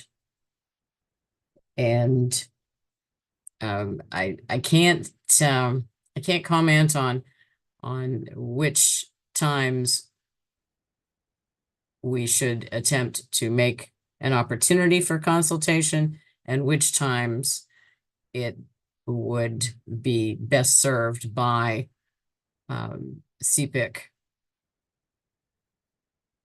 following the agendas and asking questions ahead of time. So I think that's probably something for going forward to work on. The discussion has been very frank here tonight. And I think that is going to be helpful for moving forward and trying to meet the needs. So thank you. Thank you, Trustee Crawford, for the perspective. And yeah, Sorry, Mr. Gilberto, sorry, can I speak one after? I had trouble unmuting before. Absolutely. Yeah, I was just going to respond to Trustee Crawford. Yeah, no, like I said, I've even told members before is we don't want to use CPIC as a proxy for every parent thing, because as having sat in a trustee seat, your role is to bring forward the perspective of stakeholders and parents. But sometimes when things affect CSPCs intimately, we might want to be a little more cautious of those things. Because I guess even if I was paying attention to the board meetings, it was between our CPIC meetings, so we would have been in no position to actually make any formal recommendations before that. I guess I could have come as chair, but really I wouldn't have had any direction of the committee if they had any concerns, nor we have been able to get the feedback from the community had Trustee LaPretti not started the aspect of actually informing what was kind of going on after the fact. But I totally appreciate your comment, Trustee Crawford, and it's it's a fine balance when you have to do those things and move policy ahead. So Trustee LaPretti, go ahead with your commentary. Thank you so much. So I'm just going to come out and say that it is me. I take full responsibility. I should have I sit on GAP and I was at the board meeting and I should have. This is something that trustee Tenwan was excellent at. I'm gonna give him props for this. When he was a rep on CPIC, he would always refer back to the CPIC table to get their input, and I should have done that. So as a CPIC rep, I should have done that. As a trustee, what I did was I had spoken to a couple of my chairs at some of my parent councils, and I sent them the report and we discussed it and they didn't have a problem with it. And then once it passed, I sent them the final report that was approved. So that's how I did it as a trustee, but as the trustee rep at this table, I take full responsibility. This is totally on me, and I should have raised my hand at that time and said, this matter should be referred to CPIC for their input, and I didn't do that. And I really apologize looking back now. I know that we had spoken about this a couple of days ago, Mr. Chair, and I really apologize to everybody sitting here. It was a complete oversight. I did speak to a couple of my chairs in my schools. They didn't have any concerns with it, but I didn't do this table any justice, so I apologize for that. No, that's okay. I know Trustee LaPrade, there's a lot of stuff going on, and we don't take any offense to you not bringing it forward. And I think the part of the process, it couldn't only come to the next meeting, so we can only look at stuff that's going forward. And I think sometimes when you look at stuff, notionally looks fine, but then as we started to dig into it, there were some pieces here that well-intentioned that I think may end up having an differing effect or perspective on some, right? Anyways, in terms of next steps. Yeah, Mr. Chair, sorry to interject. I just wanted to say, Trustee LaPredi, ultimately, staff under our new policy model has to take and will take responsibility through Ms. Vlahos, and we've got a senior policy advisor now. Their background is public policy, and that includes, Mr. Chair, engagement. That's really my responsibility to ensure that there's a thorough canvassing if it's an area under my carriage. I think our conversation in January would absolutely, count as coming to you. But in terms of having an opportunity to then really thoughtfully provide feedback before it advances, Mr. Chair, like really rather than it just being, at a meeting, a cursory conversation, I think we all agree we're all on the same page with desiring the same outcomes and have no agendas other than what's best for the front lines. I'm not going to stand behind the fact that, we gave you a heads up it was coming and it was on the GAP agenda. I think we can do better. So Trustee LaPredi, respecting, part of staff's role is to make sure we're a little stronger in making sure that front end engagement. I would not submit though, and I will stand firm. We had some conversations, but there also has to be ultimately a final balance. And those were the discussions, Mr. Chair, that were had. There was some consultation, as Trustee LaPredi's indicated.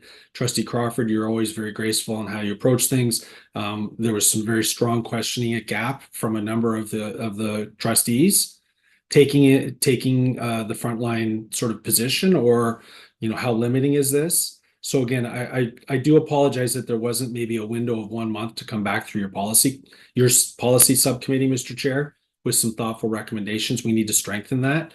I think we're taking number 7 and throwing it as a blanket over everything, rather than back to the first principles of fundraising should have a purpose. And if it has a purpose, then it should be carried out. And if it's carried out, it should be using board approved vendors. And if not, we can always look to make an exception, or we can approve it through Mr. Fiante bringing it to the table at financial services. So again, I offer that before you choose to provide a motion that, again, I would speak that there was opportunity in purview. We would have received, I believe we left the meeting in January saying, if there's anything that you see when the agenda is posted, let us know. It doesn't necessarily have to have CPIC, full recommendation advisory. I've been taking informal feedback to heart as well. I'm not using that to excuse how everybody feels tonight in the sentiments, Mr. Chair. I think we can build on this moving forward. But I would say that I feel fairly comfortable, in particular to Trustees Crawford and LaPredi. This has been reasonable engagement, and I was held to pretty strong account in those GAP and board meetings. And again, this is what the purpose and the scope is. And you're right, how it's read and interpretive can be limiting, but we ultimately would be the ones that would be asked the question to adjudicate at the financial services end through Mr. Fiante, through Ms. Deck, and it could come to me and it could be applied as reasonably as possible. And that's also the goal of a policy, is to have some things written in white so that it isn't overly prescriptive and you can have latitude without getting sort of trapped in the bureaucracy. Thank you, Mr. Chair. Ms. Vice Chair?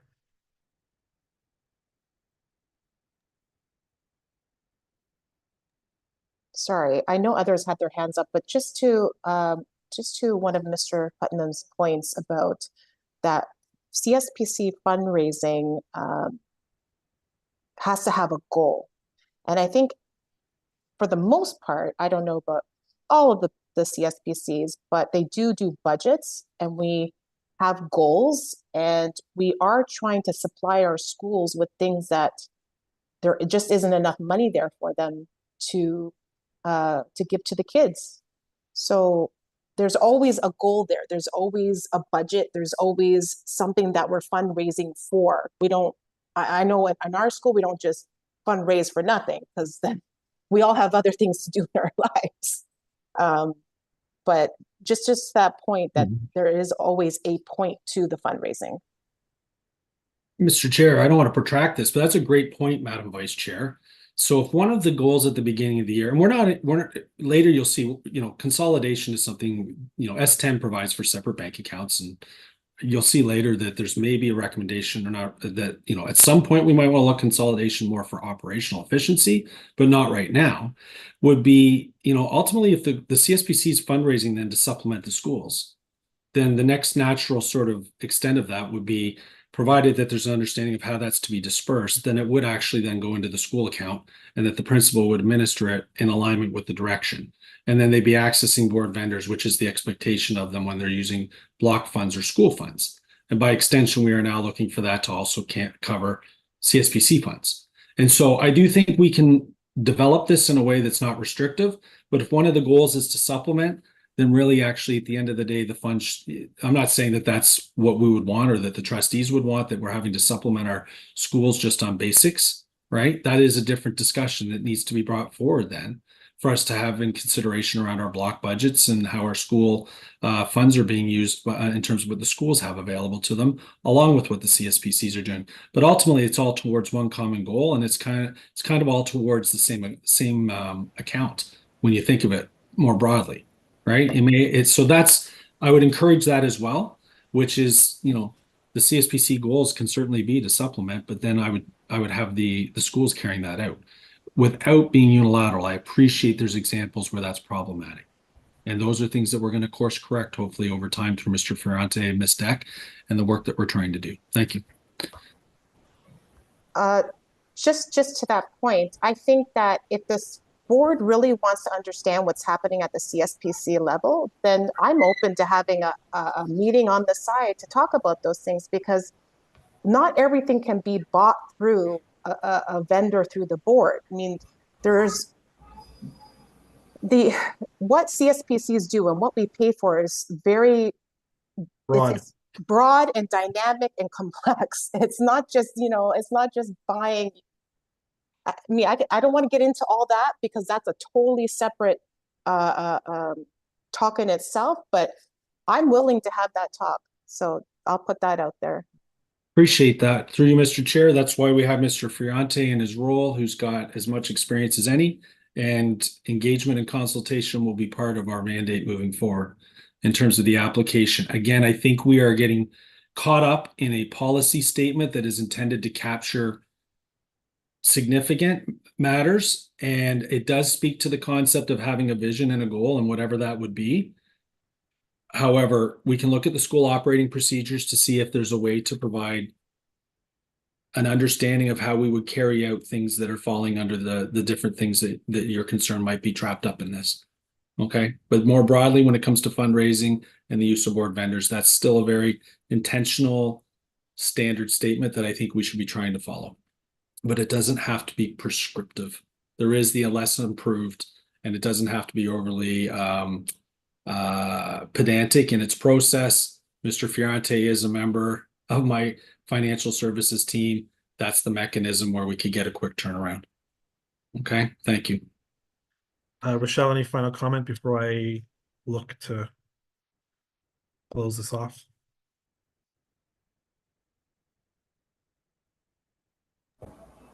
Hi. Yeah, just wanted to comment on my previous comment and moving forward as well.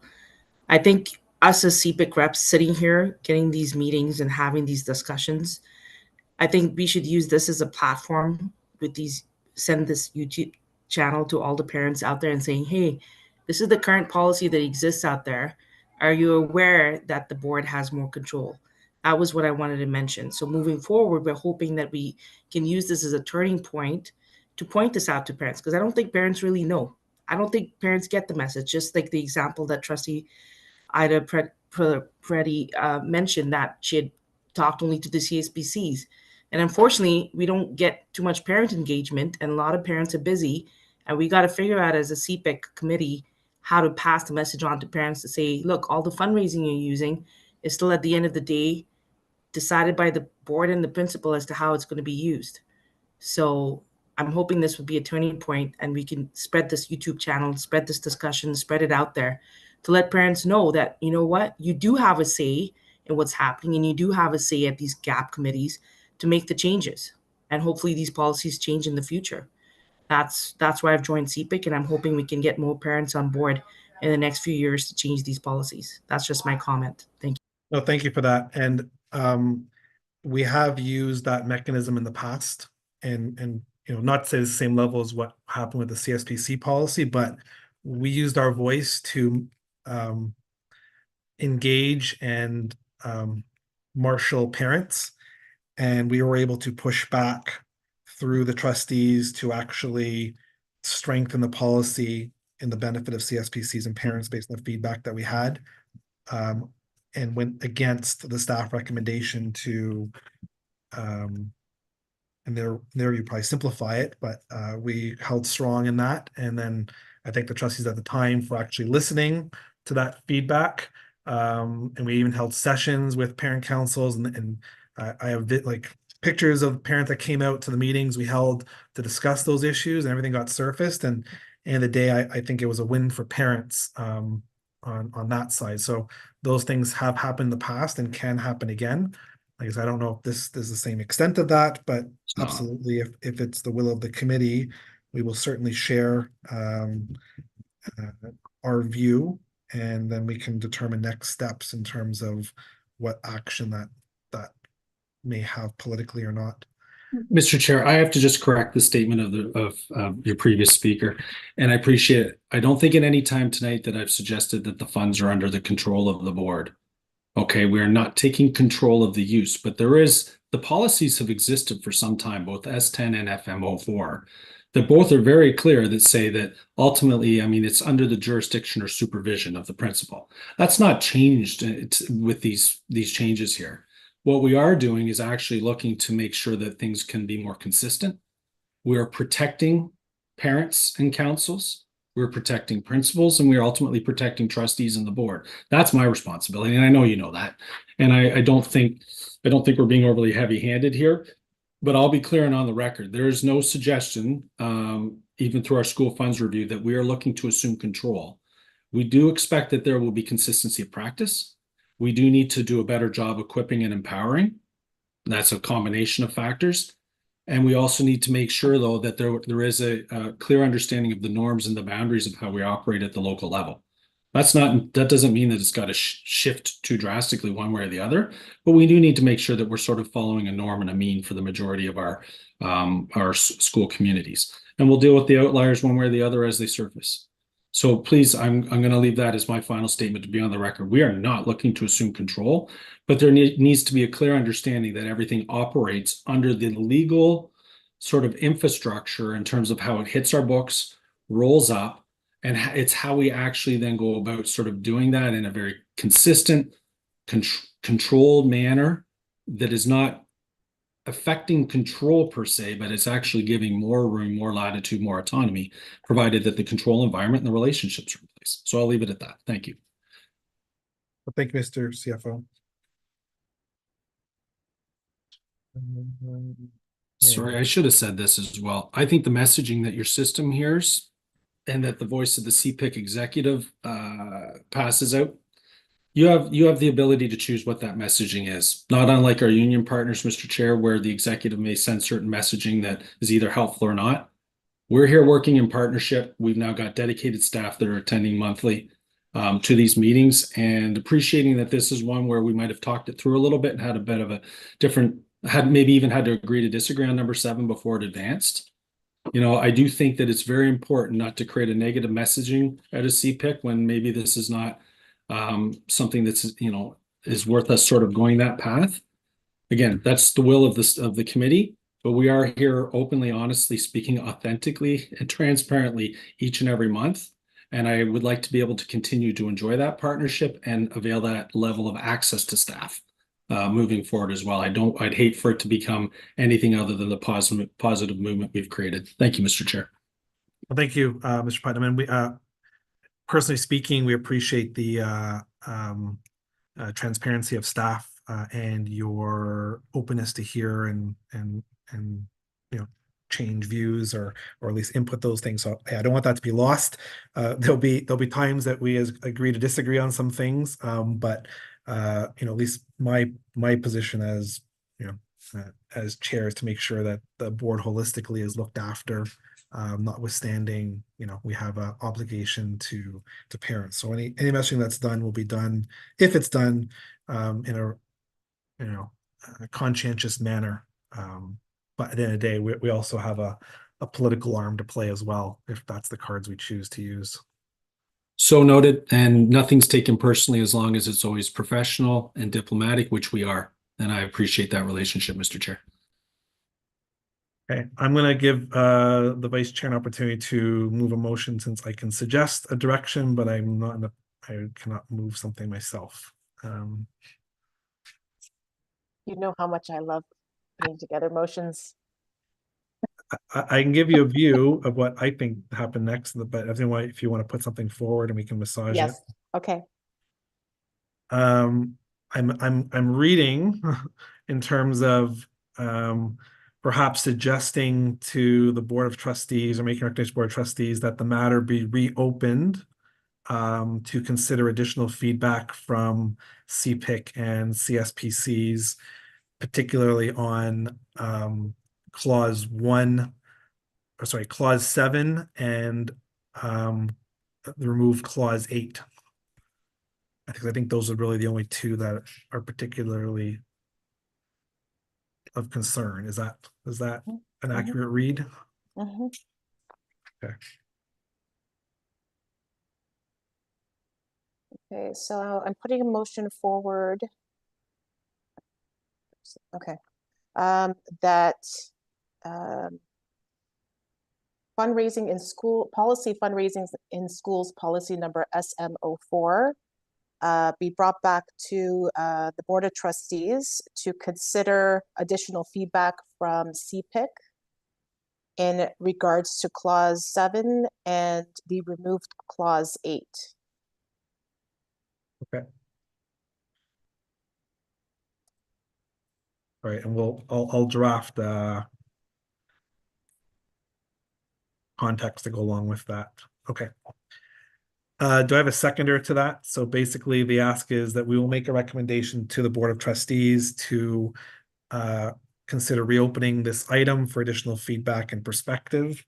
The Board of Trustees in their wisdom can then decide to do that or not, but are obligated at least to provide us a response back.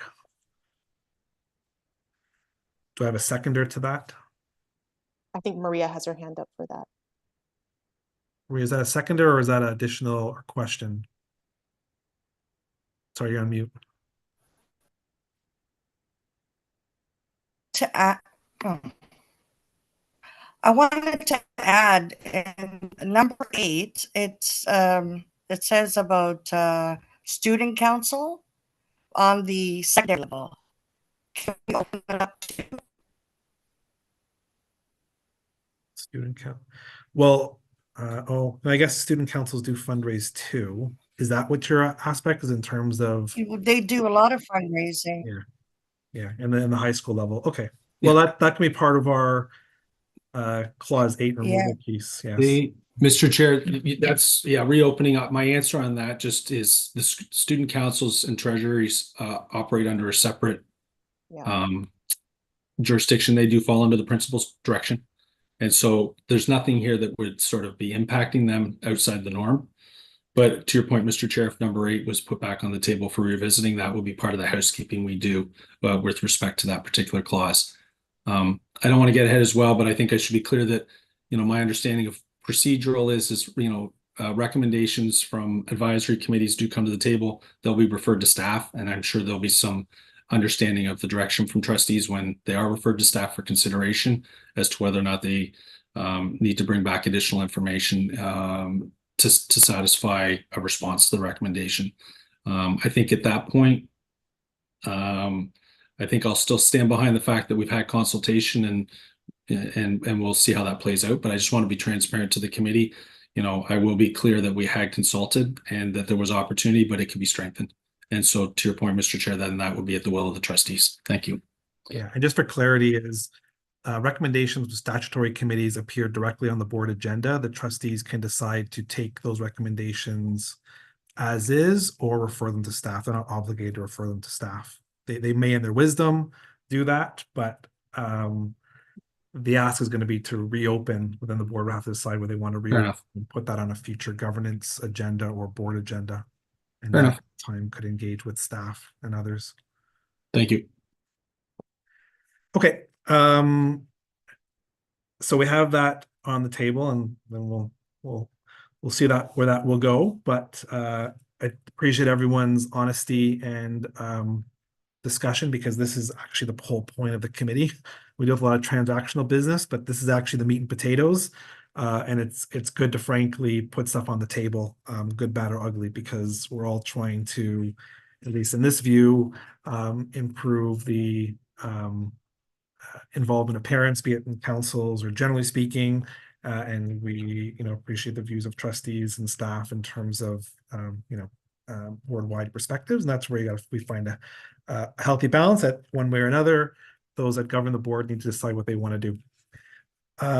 Okay, so if I don't have anyone opposed to that, I'm going to take that motion as unanimous. Okay. Thank you. Now it's 9 o'clock. I can call a recess for 5-10 minutes, just to give people an opportunity. It's been 2 hours sitting in front of the computer, get a drink, bio breaks, whatever it is, and then reconvene at 9:10. There's only a couple more items left to go. Based on our conversation, Mr. Chair, recess isn't a bad idea because the school funds review is likely to elicit some response from CPIC. Yes, absolutely. Thank you. Okay, so I'm going to call a recess for 10 minutes. We'll leave the channel in the Zoom open. 10 minutes. Yep. Good night, sweethearts. Good night. 9:10. Please mute. Just know that this it's continually recorded on YouTube Live, so please mute your mics and then do whatever you need to do. Yeah. I think that's Jen's mic that's off. Yeah.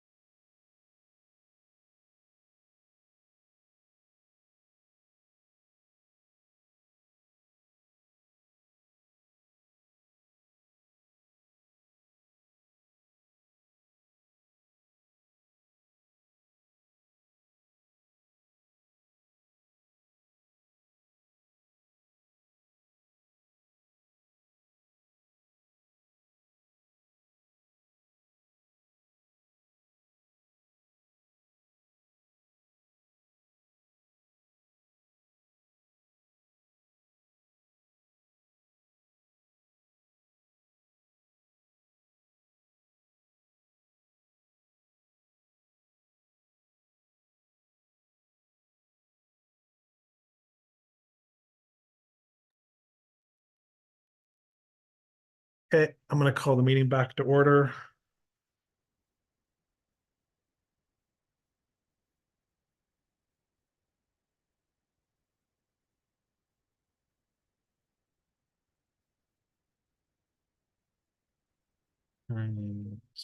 Got who we need here. Mr. Peterson's on. Trustees are on. Okay. All right, Jen, you're back. You want to bring up item 16? Or sorry, no, item 13A. Then we get to more Mr. Putnam fun.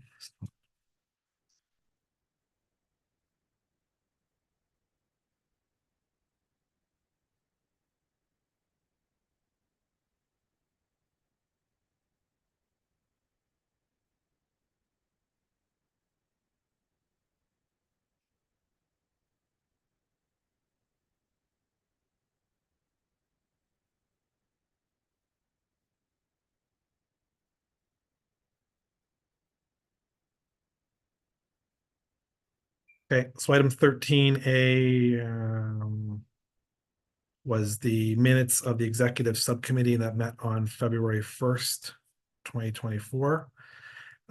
So the matters disposed of in the committee, because there's no recommendations back to the committee, so it's really just to receive the minutes. But in the interest of transparency, the committee met on the 1st, and the purpose of the meeting was to address the requests for Lift Jesus Higher Rally parent sponsorship request.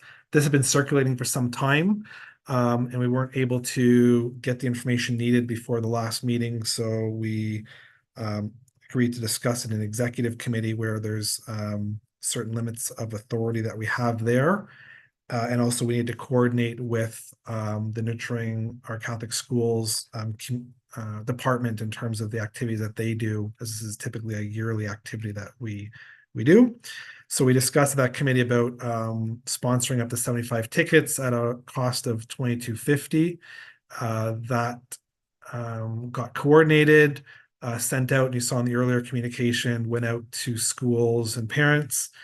And we now have CPIC reps at our table. There's 75 parents who took that up and are given the opportunity to get their ticket for the weekend.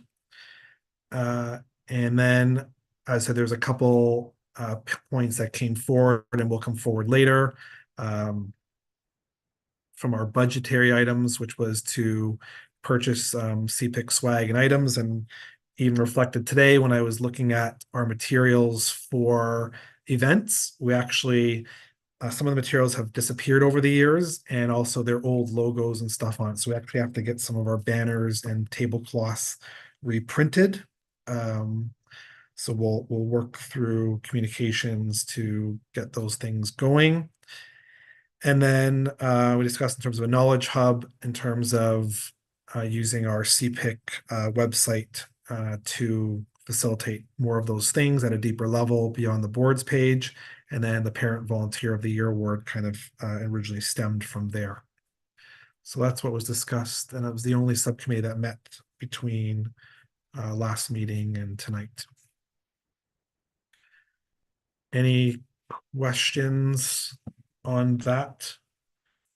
Otherwise, I will just look for a motion of receipt of the minutes. I will, John. Thank you. I'll second it, John. Who was that? It's Gus. Gus. Okay. Thank you. Okay. Next item is, I think it's now going on to item number 14, no matters referred back to us. Reports from TCDSB board officials, board CFO and his team.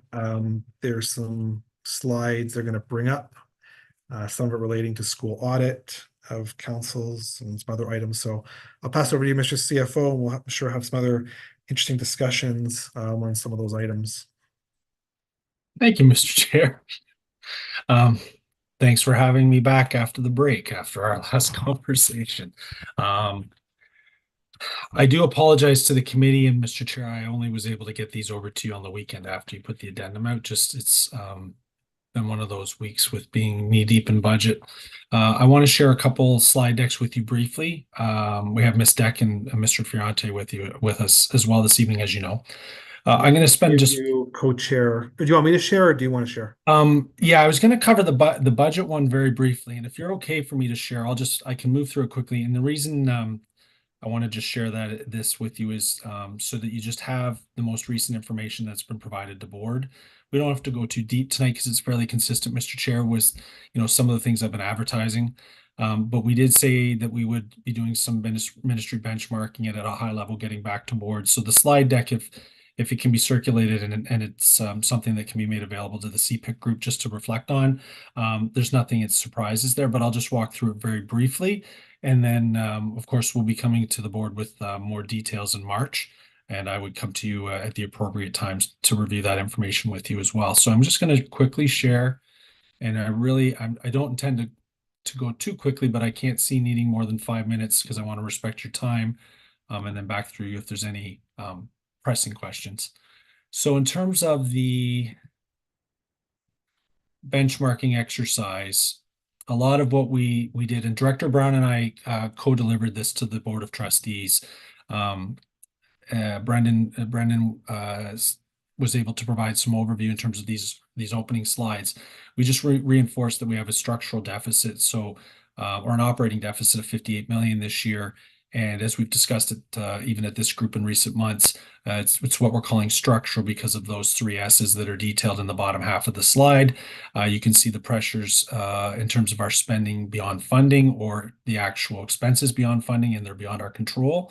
So that's deemed a structural deficit. So we have a $60 million structural deficit. We're operating within that.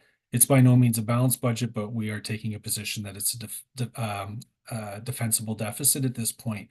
The other metric is 6 of 6 of the GTA boards do have an operating deficit, and 4 of the 6 have run out of reserves. The other 2, so we're all just pacing. There's a couple ahead of us. We're in the same boat as one other, but we're actually Toronto District. And then there's a couple boards, York Public and Peel Public, that are drafting just behind us, but we're all in the same situation.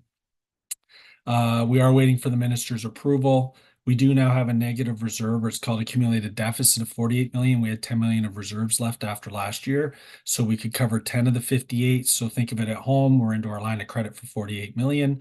And there will be some conversation with the ministry in terms of not only our annual operating pressure of that 58 million and how we can relieve it, going forward, or reduce it, but also how are we going to deal with the accumulating debt or deficit. And so these are conversations, again, that are not unique to Toronto Catholic, but are definitely on the minister's radar. When they do have a chance to get deeper with us, we're already doing this work, but we are looking at the benchmarking. There will be a review of our local programs, our policies, when it comes to things operational, transportation, admissions. They'll expect that we're exploring all efficiencies, which we are, and they'll table their own options and opportunities, but we're doing the work now in advance to get ahead of it, to inform our own discussions and to anticipate any recommendations or directives they would have. And other deficit board experiences, we talked about that a little bit as well. It's been a positive relationship, but there have been a couple of directives where the trustees have taken issue with it, and then it's sort of been strong directive then from the minister in terms of what action to take. It's not supervision; it's just a conversation, a review process, recommendations that can turn to directives. Our local commitments, I've talked about this before as well. Not only do we have the structural deficit, but we have these other 6 or 7 areas that are our own local priorities or commitments that further restrict us from being able to do much about the structural deficit. Other boards don't have all of these in terms of pressure points. They may have a couple. My former board, I did have one of the line items. We were also an LTD board where we provided employer-sponsored LTD to support staff, but these other local pressures or commitments were not necessarily the same impact, and so we had a little bit more flexibility to deal with absorbing some of the structural deficit pressures.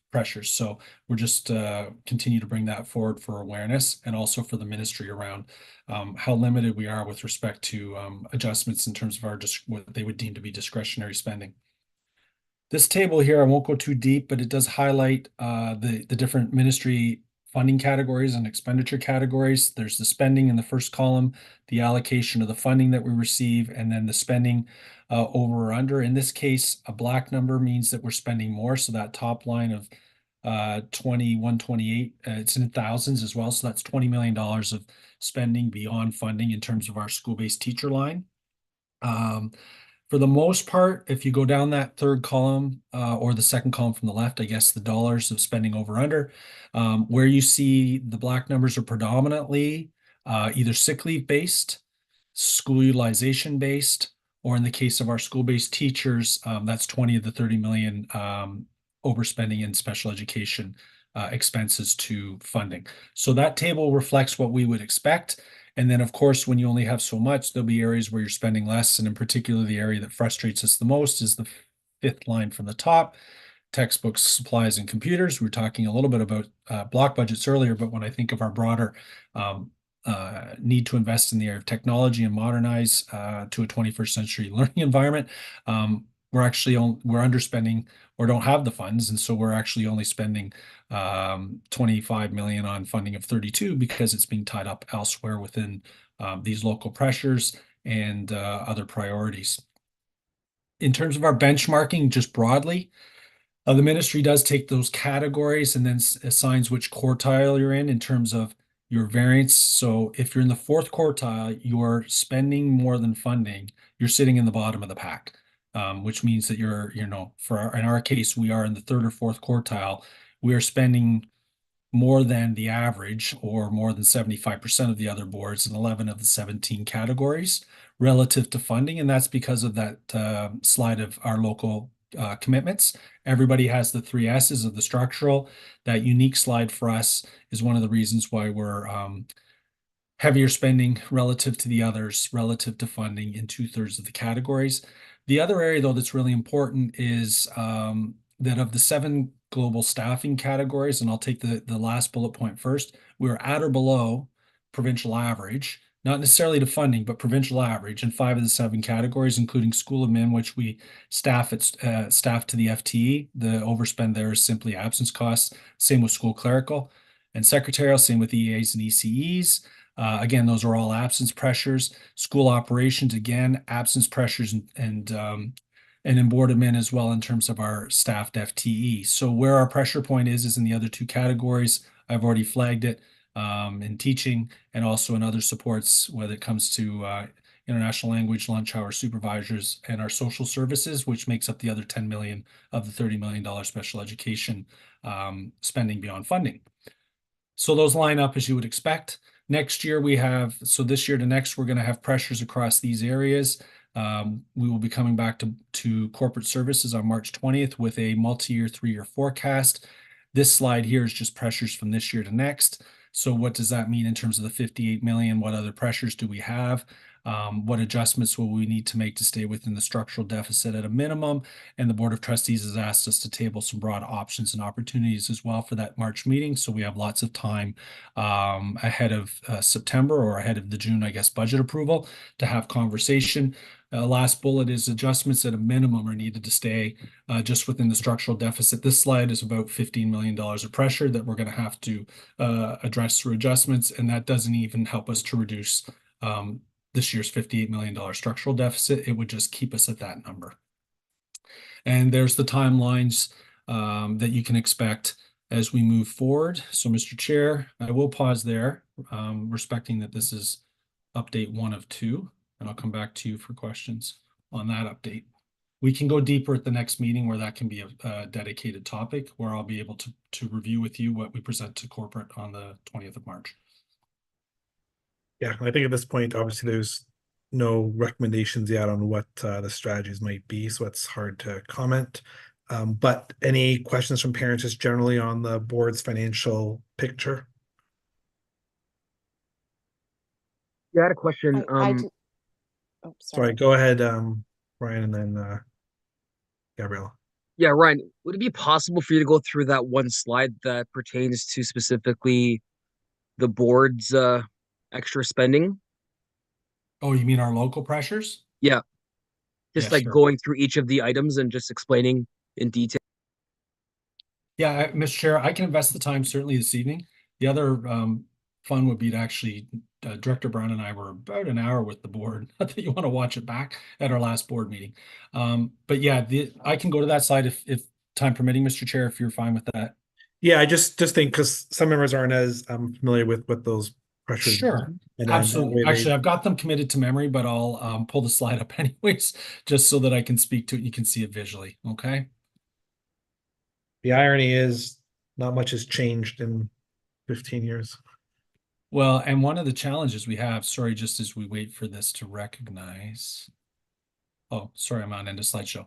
Is these pressure points, most boards have 5 to 10% of the budgets, we'll call it discretionary or flexible, but it's not really because you have your own commitments. But this slide here is 60 million. So I need to preface, because I'm speaking publicly and I did at the public meeting, I only reference collective agreement. It's got nothing to do with bargaining. It simply is just advised that that's where the commitment resides, okay, and why we have that. So relative spending, think spending to funding only. And I'm not offering a narrative, but the elementary prep time is just the way we have to allocate our prep time, and the different disciplines and some restrictions we have there across our 166 elementary schools. It does result in 70 extra FTE being out and assigned for prep time than we are funded for. That is a unique contractual requirement that is unique to Toronto Catholic. It doesn't reside in other boards. You just simply staff to your funded. Transportation is an area of restriction. So we have bell times in our collective agreement of they must either be 8:30 or 9 o'clock at the elementary panel. That 30-minute window is not enough time to be efficient. Again, that's unique to having the bell time specified in a collective agreement. A 1 hour window is normal, and normally it's flexible where it can be, anytime 8:10, 8:20, 8:40, doesn't matter what the time would be, not fixed to on the half hour. But the fact that it's only 30 minutes on a $40 million transportation spend is approximately a 28% inefficiency that could be addressed, and we could get to that if we had more time, a 1 hour window. That also takes buses off the road and reduces our driver shortage pressure. So it's not just financial. I'm not telling you anything that I haven't already said in the public meeting. We're aware of our special education and social services priorities. Over the years, we receive 130 million and we spend about 160. I will tell you that I said in the board meeting, our $30 million proportionate. So as a percentage of our operating budget, it's at about 2.8% of our operating budget is that $30 million overspend. The provincial average is 1.4%. So we're double the provincial average in terms of the deficit proportionally. Toronto District is 3 times our size, and their overspend is 40 million. So we do need to look in that area and just have we are the highest proportionate of the 6 large GTA boards, and as I said, double the provincial. Again, these are just metrics and statements, financial statements. There's no narrative attached until we come back to board in March. The international language is a $5 million spend investment on the instructors. The ELHT, I apologize for the acronyms, that's our provincial benefit trust. So the province funds the same amount to the different provincial trusts now for the teacher group, for the non-teacher group, for non-union, etc. If our local plans were more expensive at the time that they converted to provincial trust, we're responsible for the difference, and so that's an extra 4 million for us. As I mentioned, we're one of 6 GTA Catholic boards, or not GTA Catholic boards, that provides LTD, employer sponsored. That was negotiated years ago. Something was probably given up by the employer group, but right now that's a $4 million cost to the board. And then occasional teacher benefits, again, we're unique. Where we provide that based on certain triggers. It's a recruitment and retention. I get it, but it's a $2 million cost that's not funded. Back to you, Mr. Chair. I'm going to come off with sharing. Thank you. I hope that provides some context to members. Brian, you want to finish up any commentary, then Gabriella, then Jen? Yeah, thank you. I was just that first part, the 7 million towards prep coverage. I don't. It's hard to understand where that 7 million goes to. Sure. Without getting too deep. So prep is a certain percentage of a teacher's time they're released for prep. Okay. And the way that's funded is for percentage wise, it's 21.67. Okay, that's just the reality of what it works out to based on your blocks and when you're releasing teachers. The way our collective agreement speaks and some of the requirements, we have 4 specific disciplines, for example, that a prep teacher is hired for. It's not just a generalist, you know, where you might have other boards might have general curriculum coverage teachers. We have very specific.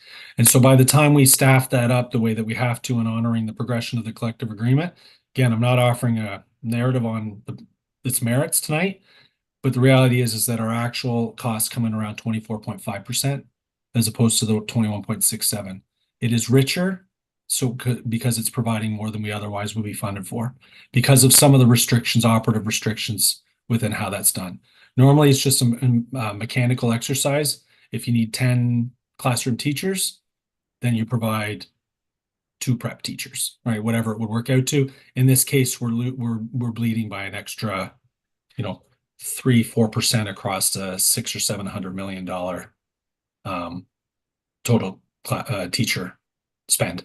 It works out to 70 FT. I guess the other way to look at it is across 166 schools, there's pieces in every school where there's just a little extra because of how that works out, right? And then when you come to September, let's just say schools change as well. One of the restrictions we have is it's not that easy. Even if we could, it's not that easy to pull that back and pull that apart in September. You can move classroom teachers around from school to school, but it's hard to move the prep around. So you kind of end up getting trapped. So it's just how we have to do it because of the way our collective agreement either delineates what the teachers will be assigned or can't be assigned and sort of the quantum. That's just a net pressure there that the majority, if not all other boards, don't have. Yeah, this is the basically the layman's term is it's the classes that are covered by other teachers for your main classroom. Yes, thank you. So the music, the gym, those kind of things. So there's a certain amount of time the teachers get for prep. They're off time from teaching, and it's higher than what the normal average is. And then of course you have to have teachers in the school to cover. So just so folks understand. Thank you, Mr. Chair. Guess who's going to ride shotgun with me for the rest of my budget presentations and translate back what I probably overcomplicate? Okay, good, Brian. Okay. Yeah. Is that enough for now? I will be coming back. I got 2 quick questions here, Gabriella, and then Jennifer, and then we'll move on to the next piece.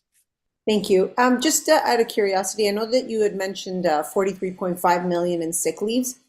I'm curious, how does that compare to our expenses in 2019? I'm just curious, like what the incremental, how it has incremented after COVID, just in relation, just to get some context. Sure. So that 43.5 is actually overspend. So we actually get 20 million in funding, and our costs last year were 63.5. That's 200%. We were around 30 million in change pre-COVID.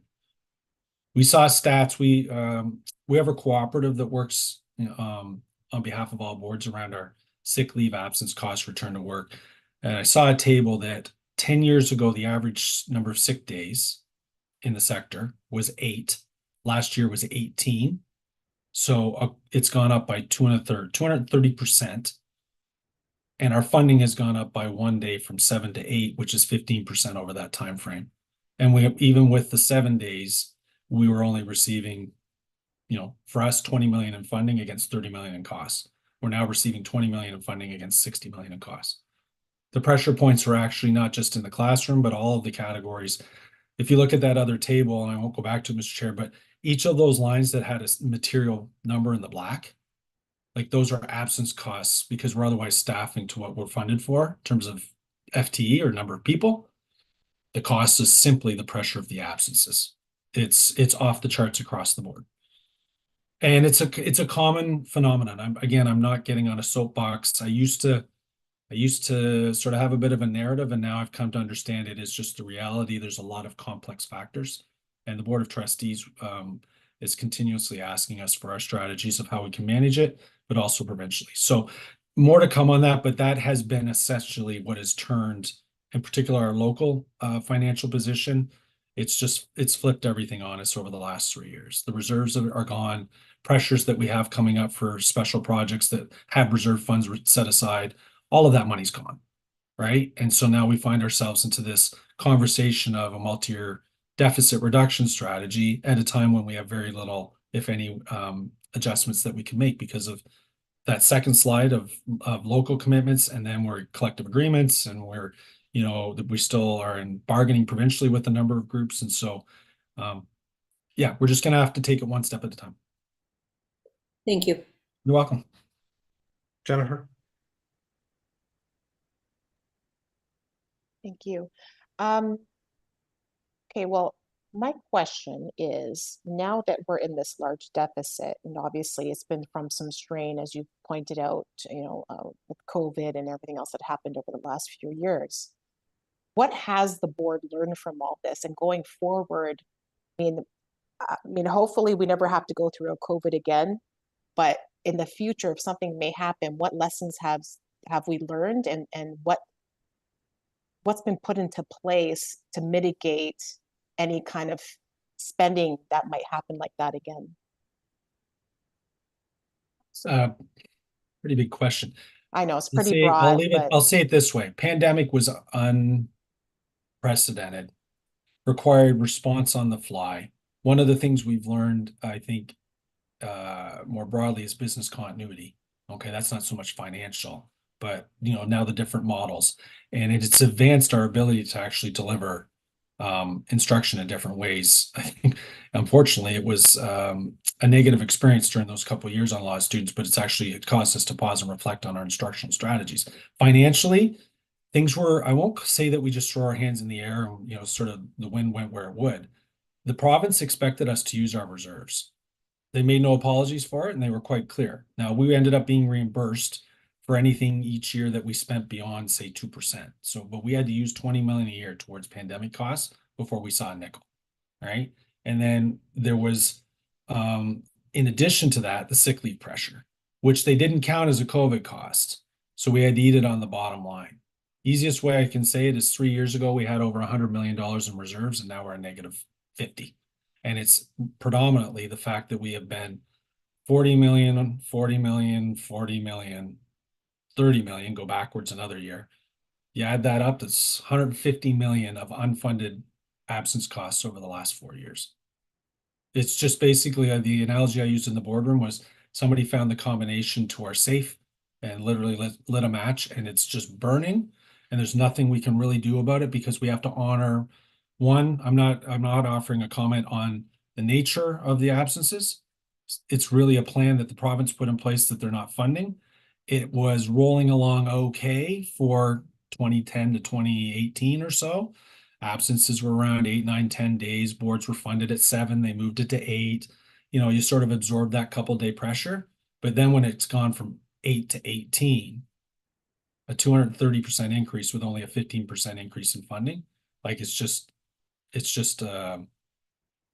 our reality. So we've learned as well that we need to, I think we need to align with the other boards, the other learning experiences. We need to make sure that we are not outliers and that we're aligned with other boards and their experiences so that we can present policy facts to the province around funding policy thoughtfully. I see Trustee LaPredi, and that's probably a chance for me to be quiet anyways, Mr. Chair. Thank you. Can I ask a question? To our CFO, so I know that there is the $8 million in savings for the buses for transportation. And I wanted to ask you this aboard, but it was very long. I suggest everybody watch that presentation because it was an in-depth presentation. Are we letting the school communities know, like the school communities that are going to be affected, are we going to give them headway that their start and end times may possibly change? Because I'll tell you, the parents in these communities need as much notice as possible to find childcare, to find, for principals to start before and after school programs if it's possible. But we can't just tell them in May or June or August that the bell times are going to be changed. So I know that there are conversations, and I would put money on staff knowing what schools are going to be affected, quite possibly. So are those conversations gonna start happening now with those school communities, just even saying, look, this may possibly be your new reality? Yeah, thanks for that question, Trustee Upreti. There are two pieces. So the 8 million I've got on that slide tonight is simply lost economy because we only have a 30-minute window. So there's not a lot we can do about that until we no longer have that restriction. And I got to be careful what I'm saying publicly because I don't want to get into supposition of what might be one of our bargaining mandates, because I need to make sure that we're respecting our dialogue with our partners, union partners. So that's not possible yet. That's effectively locked in. Most of that slide is all stuff that even if we wanted to do something about it, we can't. Okay, because it's all committed right now in collective agreements and other restrictions, job security language, protected complements, things that are going on in terms of the bargaining landscape. The board did last spring, though, when we passed the budget, did ask staff and TSTG in particular to go back and refresh the study from about 3 or 4 years ago of any possible efficiencies that can be garnered from within just the 8:30 to 9 o'clock window. That is coming back in March as part of our recommendations. There are some opportunities there. And to your point, I recall you asking and making it very clear last year when I believe it was Trustee Rizzo tabled the motion that we had to have lots of runway for that one. Now, I've done bell time changes before, quite routinely, localized and system-wide, municipal-wide. And you're right, it's impactful, and it's even harder now when you consider childcare arrangements and other things, right? It doesn't affect the front line, but it affects parents. And so, yes, we need time to adjust. So March would be when we would come back with even just an indication of how much we think we could possibly have available. And then we can receive direction. The trustees have asked for what are the options, and we'll bring them back in terms of what we're able to affect. And then hopefully we have more options than there is need for adjustments. I guess so in March, we will have that information, whether it's itemized school by school, or whether or not it's just even to get the pulse check for if it's the will of the board for us even to proceed. But TSTG has done the study, and we'll actually be reviewing it on Friday at our operations meeting in anticipation of the next governance meeting as well, because we should be briefing TSTG governance on recommendations that are going to either board. So yes, there will be some recommendations or opportunities in bell times, small scale, but under our current circumstances, we've been asked to bring that back. We've also been asked through that motion to reflect on changes in walk distance and what that impact would be as well. Thank you, Mr. Chair. Thank you. And I think the recommendation probably out of this committee, just given budget event and the budget consultation has gotten improved over the years, but I think the continual aspect is when the time comes to reach out to parents and stuff is, communications be very straightforward in terms of what is the impact to your school or your child, even if it's broad, to say, here's the things that could be impacted. Because there isn't really a discussion where we're looking for the onesie twosies of dollars and stuff. And what we're engaging parents is to really say, what is the political will of some of the things that may be recommended, and then making sure they're prepared for them. So I think when the time comes for, consultation, we have to use the word carefully and make sure that we're providing the parents what they really need to know, because a lot of the other categories is, yeah, interesting to know, but really what it comes down to is, you got to choose A or B, and you got to then also know what the reality is going to come down, right? Absolutely. I think, Mr. Chair, this group last year, I think we gave, or the year before when we were doing a lot of September reorgs, I mean, the practice has now started with that regular September communication, because I think that was a good recommendation. This year, I appreciate you flagging consult. I think this year is more informing and advising as to impact. You mentioned whether it's A or B. I hope that we actually have the luxury of an A or B, and it's not just all A. Respectfully. And Yep. I think that's what we're working through. Why that second slide of those 7 areas that I just went back through, those are pressures that, whether it's in quantum or the fact that they're just even that particular item as a pressure, very unique to us. And so it does restrict where we're able to go for some adjustments. $15 million of pressure this year to next isn't going to land very easily, right? And so I'm hoping to have, I'd love to have, I mean, Trustee DeGiorgio did table a motion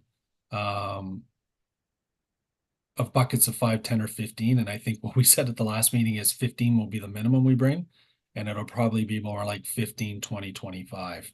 I'd love to be able to put 30 million, double the need in front of the trustees, Trustee Del Grande, or Chair Del Grande. Yeah, and the other question I commonly hear from councils and parents is, what, if anything, can they do about teacher absenteeism? Like about, how many days are teachers actually allowed to take off without impacting, maybe nothing impacts their salary, because the board has to reclaim it. But that's a common question. I think that also needs to be explained in terms of, what the realities are, what's permitted, and what the board is doing about those things. Because that is the most common thing I've heard is, obviously there's innuendos and things about, when teachers are off and not, but some is fact, some is fiction. But in some cases where there may be abuse, I think parents want to know that something's going to be done about it. I appreciate that. Couple things. Yeah, there's always going to be culpable absences, right? And those are the ones, but they're a small percentage of the reality. And a lot of the trending has shown that a lot of the pressure, the question was asked earlier, like 2019 to now, a lot of it is the mental health or the post-pandemic burnout and exhaustion. And I say that because that's the feedback we receive, and because it's predominant now to all employee groups, right? I mean, and so will there always be a little bit of taking advantage of the plan? Because the plan is far more generous. Like what was provided 10, 12 years ago, like the old gratuity model, like it worked differently and better. But it was something that was negotiated. Now, in terms of what can parents do, I think it's more explaining. It's not a good answer, because the reality is we're doing all we can. I know that the ministry is looking at expanding the number of days a retiree can work again, back from 50 up to the 95 again, for example, so that we have a healthier supply. That doesn't change the fact that the primary teacher isn't there.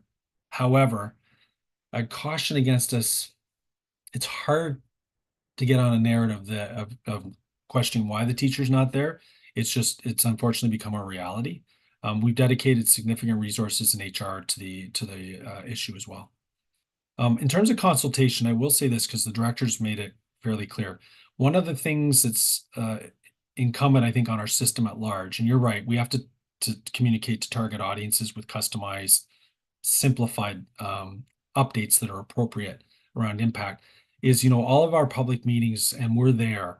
When you go to the agenda on the website and click on pull up the video, like if you click on a particular agenda item in the HTML, it takes you to that point in the video as well, right? So if there's an interest team, even if it's just a group on here and you'd like to see what sort of the conversation was at that meeting, yeah, it was about a half an hour presenting and there was about a half an hour Q&A. That'll give you a good signal of where the trustees are at too, in terms of their line of questioning of staff and their thinking, or their asks.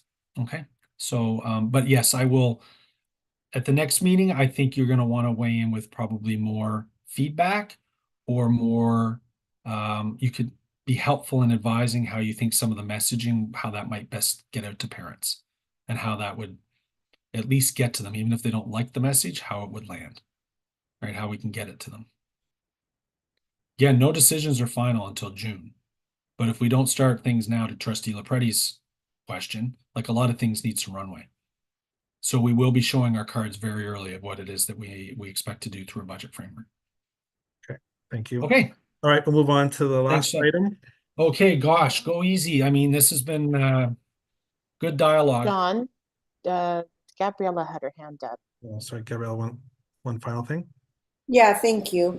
It just speaks to teacher absenteeism, and I can completely appreciate that factors have changed. I'm just curious, just given the financial landscape that the board is in, is it coming from the board, or is it something that's happening school to school, that if a teacher is absent, that the children are dispersed into other classes rather than getting a supply teacher?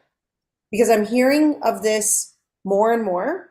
It's been happening across multiple schools in different classrooms, and particularly of those incredibly wonderful teachers that are taking on extracurricular things, maybe they head on sports or whatnot, so they're absent more, and the children are getting dispersed into classrooms, like maybe they're in grade 6 and they're in like a grade 1 classroom doing work on their own, and it's happening repeatedly. So I'm curious if that's something if you can speak to that, just to have a bit of depth on that. Try to be brief, but also Superintendent Peterson is an experience with the area. So, those are not uncommon practices now. There's the usual, dispersion practices, but I will tell you, every day we get a report on what our fill rates are for our different absences, and it's never 100%. And it doesn't matter whether it's teaching, EAs. I think more impactful is when we have, EA absences that we're not able to cover because of the specific needs in the children they're supporting, right? ECEs, administrator absences are challenging, secretarial absences are challenging. We are never at 100% fill rate on absences. I'll just leave it at that. Ryan, if you're able to. Yeah, I think part of the comment might be that we're choosing to do a plan B or disperse rather than pay a supply teacher to come in. And I think that's not the case when a teacher does a code 10, which is a sick. It goes to a call out system where our amount of absences system wide for the amount of supply teachers available. There's more people sick than supply teachers are available. So at that point, it goes into a daily emergency situation at the school where certain grade levels, like a grade 1 class or something like that, or a kindergarten class that cannot be dispersed to another area simply because of the age of the kids, would then get a priority kind of coverage if a supply was able to get there, or a pulling of a program support teacher to cover those classes. So that's why like the older grades may be dispersed more, but in every all principals across the system right now are checking SEMS, and which is our employee kind of call out system, with their fingers crossed that they're getting supplies in. So it's for all employee groups at a school. That is a daily piece to the principal's role to kind of cover all the different bases and areas that they need to cover, but they're not choosing to do that. It's a needs piece. So Ryan, if you want to jump in on that, that's kind of from an operational principal standpoint. We're not choosing to do that. We would want, if 5 teachers were out sick, we would love to have 5 supply teachers to keep it running as smooth as possible. Obviously, we'd love to have nobody sick and that conditions were perfect everywhere, every day. But that's the new reality of a principal is covering when somebody isn't there. Secondary school is a little different. They have what's called a threshold. So each teacher teaches 3 periods of 4 a day, and then they've got a certain amount of half what are called on calls that they cover, and then there's a threshold that a supply teacher is called in, and those predominantly have been reduced pretty much to 0. So that's kind of the daily aspects of a secondary school principal and an elementary school principal. I hope that helps, Gabriella. Yeah, it does. Thank you so much for that. Yeah. Okay. Thanks, Mr. Chair. So we'll get to the second item. I'm going to actually give you a break from me and have Veronica's going to walk us through, albeit pretty briefly, Mr. Chair, and then we can come back for feedback. What I'll do before I just pull the slides up. So we have undertaken, and we had talked to this group a while ago, that we've been working through doing a global school funds review of our operating and financial controls environment. And we did go to audit last week with a fairly robust overview and discussion. We have presented to the principals on Friday morning as well. And we are here this evening, and then we will be at Student Achievement on Thursday night in public, reviewing the review, the finding, the observations, and the opportunities. Audit has recommended the implementation of the opportunities. It's coming to board as an information item because it's operational matters that don't affect policy. It's honoring and everything that would be within policy, and these are recommendations tabled to our audit committee to avoid us actually having negative effects in terms of our financial reporting, our audit reports, et cetera, that would have implications more broadly, but also to really strengthen the support and the support system available to our schools. So there might be a few things on here when Veronica reviews it, you're first going to sit back and go, whoa, hold on a minute. And then I'd be happy to have a conversation, either Veronica or Joe, to explain to you actually why we think it'll be more helpful. Again, we've had review of this at Directors Council, Education Council as well, to make sure that our sense from the area SOs that these are changes that can be supported. But I think the presentation will speak to itself. in terms of the observations tying into the opportunities. And I'm going to go back to a statement I made about 2 hours ago, Mr. Chair.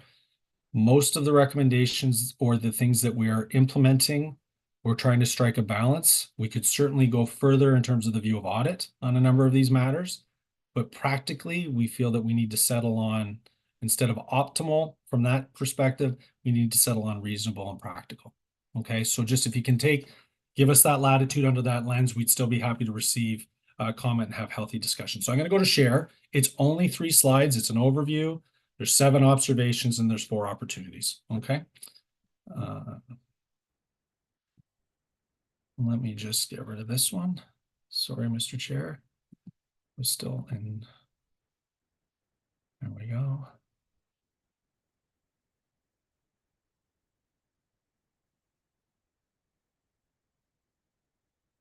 There we are. So over to you, Veronica. And Joe, Awesome. feel free to support as well as we go through in the Q&A. Thank you, Ryan. So we'll start off. So as Ryan mentioned, this presentation is really going to summarize some of the observations and challenges related to school banking and some of the risks that they pose to the board. And then at the very end, I'll present some of the recommendations that we have to mitigate these risks. So just to provide some context, each school year, schools are accountable for about $30 million of school generated revenues and approximately a 10 million block budget allocation. And so since all of these funds are included in the board's financial statements, we really need to make sure that we have appropriate controls in place. And in recent years, the Financial Services Department has really identified the need to transform and enhance our school support model. And we're doing that by expanding the school finance support team to include 4 finance officers and a dedicated supervisor of CSPC reporting. So with this added capacity, we have significantly increased the level of in-person support to a 1:50 school support ratio. And so with that, we also now have the capacity to be able to offer more in-person and virtual training sessions and workshops, as well as we now have the capacity to add additional training support resources to SharePoint. But despite the fact that we have all these resources now and the capacity to do so, we're still encountering a lot of challenges and inconsistencies. Okay, on to the Slide, next. please. Yeah, sure. And I should have prefaced, Mr. Chair, none of the observations when we get to them, just before I share the slide, are an indictment. They're just a current state. It's not an indictment on the system, and the movement of the school support team actually will probably organically take care of a lot of these observations. So when we get to the opportunities, there are things that are just going to naturally happen. But again, it's a current state and it's not an indictment of any particular area. If anything, we need to do a better job supporting centrally, which is why we've created the school support team that Veronica and Joe are leading. So I'll move on if this actually will let me. There we go. Thank you. So Financial Services has undertaken a review of the current state of the school funds operating and controls environment, and we've identified the following 7 areas of inconsistencies, inefficiencies, and challenges, and they all pose risks to the board. So these observations and challenges are ranked in order of priority, and we think that by solving or attending to, say, the first 4, we think that some of the other ones will resolve as a result. So the first challenge relates to a lack of segregation of duties when it comes to school banking. We're currently working towards ensuring that the secretaries across all schools complete the day-to-day banking tasks while the principals play the role of the overseer. The second observation relates to school admin and secretaries requiring more support and training, especially when they're first onboarded and take on new roles. The third challenge and inefficiency really identified by Financial Services is around the fact that about 45% of our school accounts are not with CIBC. As a result, we don't really have any insight into account balances, the transactions of these accounts. We don't have control over whether the signing officers are current on the accounts. There's no additional support provided by the board. And most of the time, these accounts are incurring monthly banking charges. The fourth observation relates to parent councils not being compliant with report submissions. So for those parent councils that have their own bank accounts, it's difficult to track their financial activity since most likely it's being done manually in an Excel spreadsheet. And also not all parent councils are submitting their annual and monthly reports, and many parent councils are not current with their HST rebate submissions, so they're losing out potentially on thousands of dollars. The next challenge is related to that, the fourth challenge. And since parent councils are manually tracking their financials, many treasurers are storing their parent council records at their own homes. As a result, they're not readily available, and the integrity of the data and safeguarding of the records is at risk. Another challenge encountered by financial services is around schools falling behind on their bank reconciliations and banking duties. And so when schools do that, they cannot make sound financial decisions, and there's a risk that accounts have been compromised, that there's errors being made that they're not able to catch in a timely manner. And the last observation is around the fact that there are parent councils and charities that may be affiliated with the schools that have their own registered charitable numbers. And so because they have their own registered charitable numbers, we really have no control over whether their board policies and procedures are even being adhered to. Thanks, Veronica. Mr. Chair, I'll just offer a couple comments, I think. Just on that last one, we just want to make sure that we're supporting those communities. Again, akin to our earlier conversation, there's no desire for any type of control or direction around the use of the funds. We are struggling with number 7, where we're getting notice of charities that exist, whether under the board's jurisdiction or arm's length. But we might have principals or former CSPC chairs, 6, 7, 8 years ago, they're named as officers, and that creates an exposure to them. So we just want to make sure we have line of sight on that to provide support. As we work back up through numbers 3 and 4, we've had a significant improvement in the overall reporting. I think we were around 90% last year in terms of the CSPC reports. We do still struggle with number 5, where when we do have in our random sample of audits and visits, we do have challenges with respect to getting access to documentation or cooperation. It's also a challenge when we have changes in transiency or short-term absences. And number 3, I think that was astounding. So S10 does permit locally CSPCs to have their own account. I mean, we also can reflect on that as a practice going forward, but we're not looking to change that. To be honest with you, originally I was looking towards that as a possible policy change on S10 just because of the sheer quantum of accounts that we're managing. But we have 500 accounts across 200 schools, and over 200 of them are not with CIBC. And for a variety of reasons, that's a challenge, whether it's transition, whether it's periods of absence, whether it's in the summer when we have accounts going into overdraft, those types of pressure points. So I do flag that, so you can anticipate an opportunity in that area. And the top 2 lines are things that we need to work through with school administration, as Veronica cited. So I'm going to move to the last slide, where there are 4 opportunities that audit has recommended that we implement, and we are here to share those with you this evening and receive some feedback. Okay. So with our new enhanced support model and added capacity, we now really have the resources to provide more in-person support, but there's still several opportunities and recommendations to implement in order to be able to fully achieve consistency in banking across all the schools and in reporting, and to really strengthen the controls environment.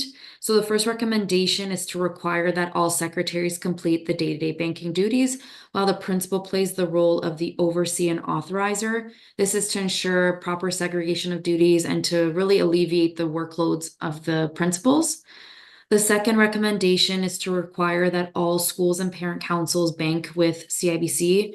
This is really to improve visibility in the controls and to enable the enhanced support through the school finance support team. Some of the additional benefits include no banking fees, board interest rates, remote changing of signing officers through the school finance support team, just to name a few.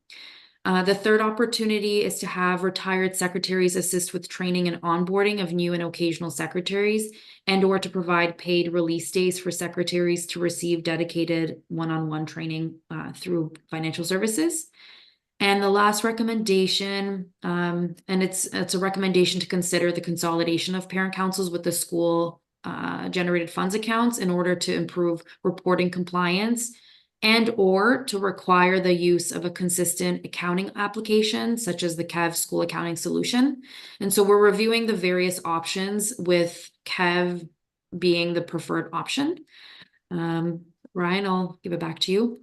Yeah, and again, Mr. Chair, on number 4 for clarity, the consider is not on the table. Like right now, that's if things otherwise aren't working, we might have to consider that, but that's never a goal. Number 4, the second half is consistent with a CPIC recommendation to board actually to provide some type of standardized solution.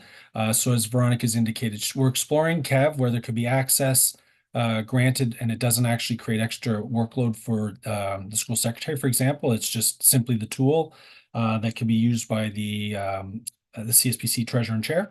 Or we could look at alternatively, if that doesn't pan out, an alternative solution such as been suggested, things like QuickBooks or otherwise. The recommendation or what we'll be implementing and requiring is that it would be we need to use one or the other, or if we have both as a choice or one as a choice, we need to move away from sort of the fragmented solutions that are out there in the system. And then I'll anticipate that there might be some comments or questions around opportunity number 2. So, John, I can stop the screen share so we can see, or I can leave these up if it's easier for the committee. Yeah, and I'll leave it up because I think okay, over to you. The first observation. I guess I've had, and Jen's had the benefit of seeing this beforehand, and I'll let people kind of look it over and have some comments, but I can give you some commentary perspective. I think just on the CIBC side is I know that's been brought up before in terms of the advantage to schools. The one thing I guess needs to be considered is not all schools are within shooting distance of the CIBC branch, and the hours also sometimes don't align well, right? So like, I don't like to use school examples, but I know schools that have gone to TD, for instance, because they have longer hours, because trying to get to a bank branch at 5 p.m. doesn't work, and you want, extended hours. I know CIBC may or may not have extended hours depending on what they are, but just that's a consideration to that. And also some other accounts too, depending on what balance is in there, they don't pay fees anyways, and those pieces. So just a component for that. And then the last one, I think, and it's on our pending list in terms of that, yes, a consistent accounting application, because I think we need to, and I've had this conversation with Mr. Peterson around like just CSPCs holistically, and I think the financial layer comes into account with this. We really need to put CSPCs into a box that says, are they doing all the things they're doing or not, right? And what level are they doing? Because in my view, if a school is doing everything we expect of them or more, then we shouldn't burden them with other, things to do or change accounts or consolidate with the boards thing, because it actually will add complexity for them. And I can think of schools that have a lot of stuff going on, and and the piece it takes to get reimbursement through the SAP system is atrocious, and the process sometimes of that. But we need the right controls in place. Like I sat on audit committee too, and I've heard these exact same things were there in 2006 that are there today in 2023. I know we've made some marginal improvements in some of the things. And then, my view would be schools that do not comply with the expectations then need to be told is your choice is A or B, or you're reduced to whatever it is, right? Because I think we need a minimum expectation, and we need to make sure the board has the proper oversight and controls over those things, because yes, they are the responsibility of the TCDSB. That being said, we have to also know that, that those that actually make it happen are not board employees at the end of the day. Otherwise, you wouldn't have the kind of fundraising and things that go on in the schools that happen. So we have to make sure we always understand that is, yes, we need the right controls, but if you have too much control or, command and expectations, then you lose those pieces. So we need to kind of balance between the two. And, my view, if a school is not living up to what the expectations are, then you need to be told is, look, then you're going to have to consolidate your account. You're going to have to move it here because you've not demonstrated the right controls and expectations. But if a school is doing what they have to do and they have the capacity for building longevity and the expectations year on year, then they really shouldn't be impacted, to kind of put it in a case where you're kind of balancing between the two, but getting what you expect out of them. And I think making it easier for, and this is kind of maybe on the financial service side, where councils can actually publish their financials on the web and those kind of things without having to go through the onerous process of having someone from the board post it and send emails. Like, these will all help in the transparency aspects. So it's a whole combination of tools that give schools the flexibilities they need, but also laying the hammer down to the ones that aren't meeting expectations. So, if I can kind of like, give my summation in terms of, those that are good and following the rules, let them do what they need to do. Those that aren't following the rules need to then be held to account and told you lose your privileges of those things, to be totally honest with you. And of course, the other thing is we have to build capacity, right? So be it whether principals, treasurers, and I've had this conversation with one of your staff members who is quite familiar on CSPC things, to say, we need to give tangible stuff to people that they can use, because broad-based training, there are things go in one year out the other. We need to make sure that all council members can access the things in terms of the expectations. And if it's checklists or a one sheet, here's to do, and templates they can actually use, those will actually go a long way to then set the expectations, right? And we know banking and financial reconciliation is not for everybody, and it is, a complex thing depending on what's going on. There's not every parent volunteer can properly fill a treasurer role, despite what we might try and teach them about credits and debits. 100%. I see some hands, and I'll come to Veronica and Joe because I think they can speak. And I took it off screen because I think we can isolate on 2 of the 4. I think there's a clear understanding that the segregation of duties is something we'll work towards, and that's sort of operations of the board.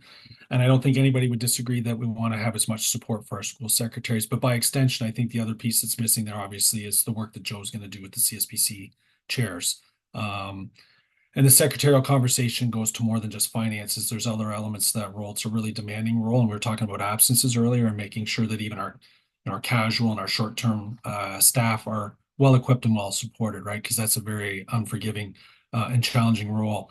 I saw some comments earlier around the skill sets when we're hiring our secretaries. I think it's got more to do with how we support them in their training and the model, and this new support team will help. When it comes to numbers 2 and 4, I'm with you.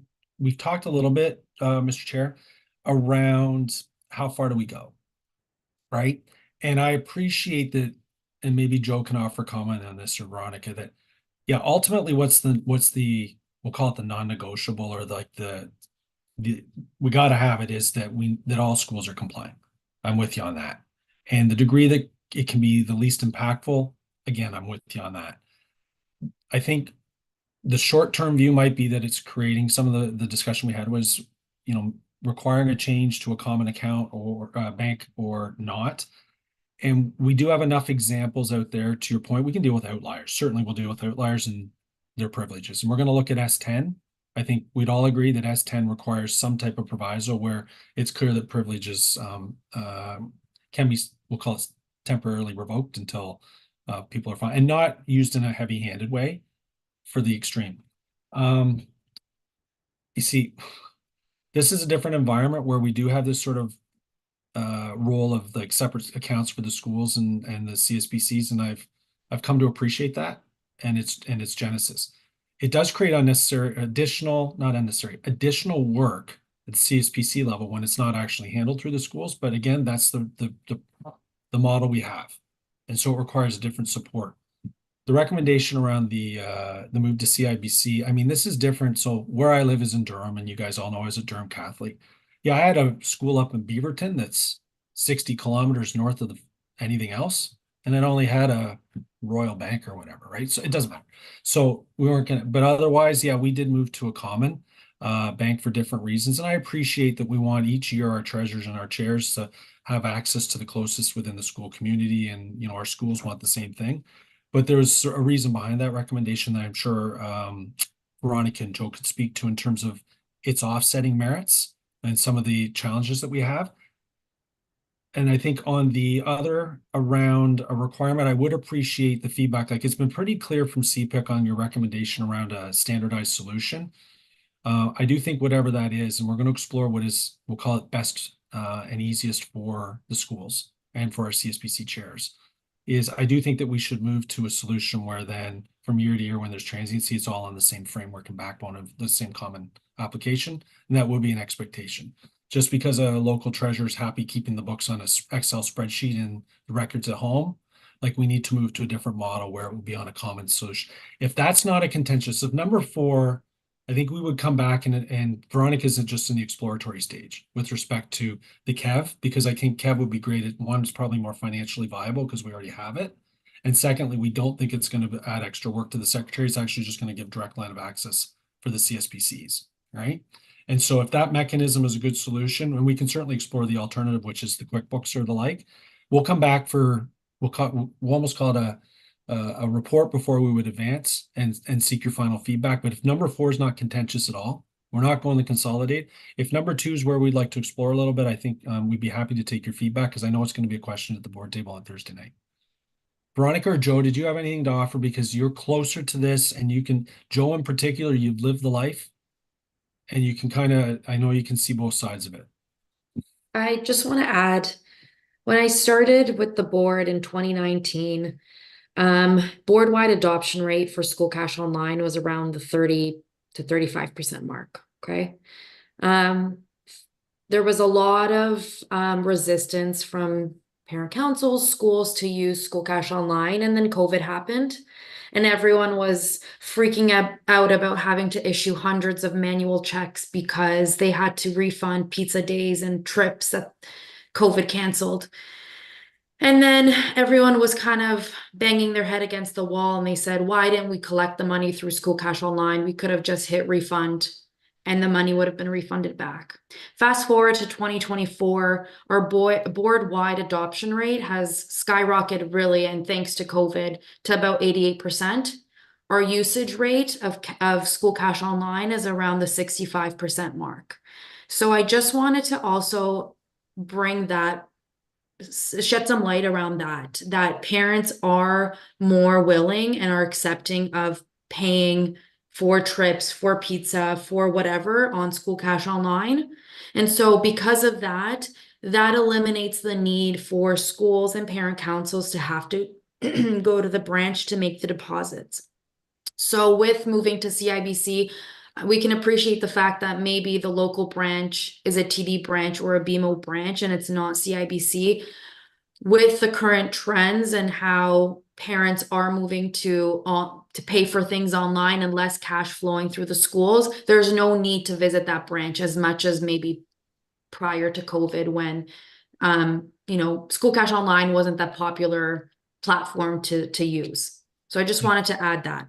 Thanks, Veronica. I think we're just giving you a little insight, Mr. Chair, as to why we felt that. But again, we're coming for feedback authentically, but I've kind of landed on a compromise where there really is no reason we're not consolidated, except for our legacy practices and not wanting to really upset the apple cart. Okay, there would be no reason from a controls environment to have anything other than one account at a school level, and we just keep a separate set of books. So I see questions, but also Joe, if you had comment, because I think you can bring balance in the force of what we're thinking, and maybe see merit in the feedback we're receiving and the approach we would take. So one of the things that I've been seeing since coming on board is different CSPCs do things differently. I haven't seen 2 CSPCs do the same action. And these days I have capacity to deal with every CSPC on its own. So I do sit with them individually, and I do look at their financials individually. That's where I'll tend to start. And if there's a need for other governance pieces, I'll bring in Superintendent Peterson to assist. And as you answer their questions, because a lot of times these things come from questions, and a lot of these questions come from new people in the role. Because like to John's point, there isn't a checklist right now out there. So when new people come into the role and I ask, why are you doing it in this way? It's because this is how it's been done, right? So there isn't somewhere where they can look into the work or see what to do better because there's no resource. So I tend to address those questions. And again, the things that we offer, again, a lot of schools are incurring fees that they shouldn't be, right? A lot of schools are incurring different this at the banking level. So we're trying to kind of optimize everything. We're trying to do is to optimize the fundraising that they do. You shouldn't have money. You shouldn't give the bank more money than it needs. HST rebate is an opportunity to get money back that you necessarily wouldn't. And doing these things slowly, you're going to ease even out that pressure of fundraising. So Yeah, we know you ran your school like a tight ship. Jen, question or comment? And then I'll see if anyone else has anything. Well, more like comments and questions. I think, looking at this, when it comes to training and support resources, one of the big issues is, SharePoint is great, but it's only great for CSPC chairs. And we've had this conversation many, many times before, that treasurers have no access, secretaries have no access. If we have other people on the council that are doing work related to any of the executive positions because they're helping out, they have no access.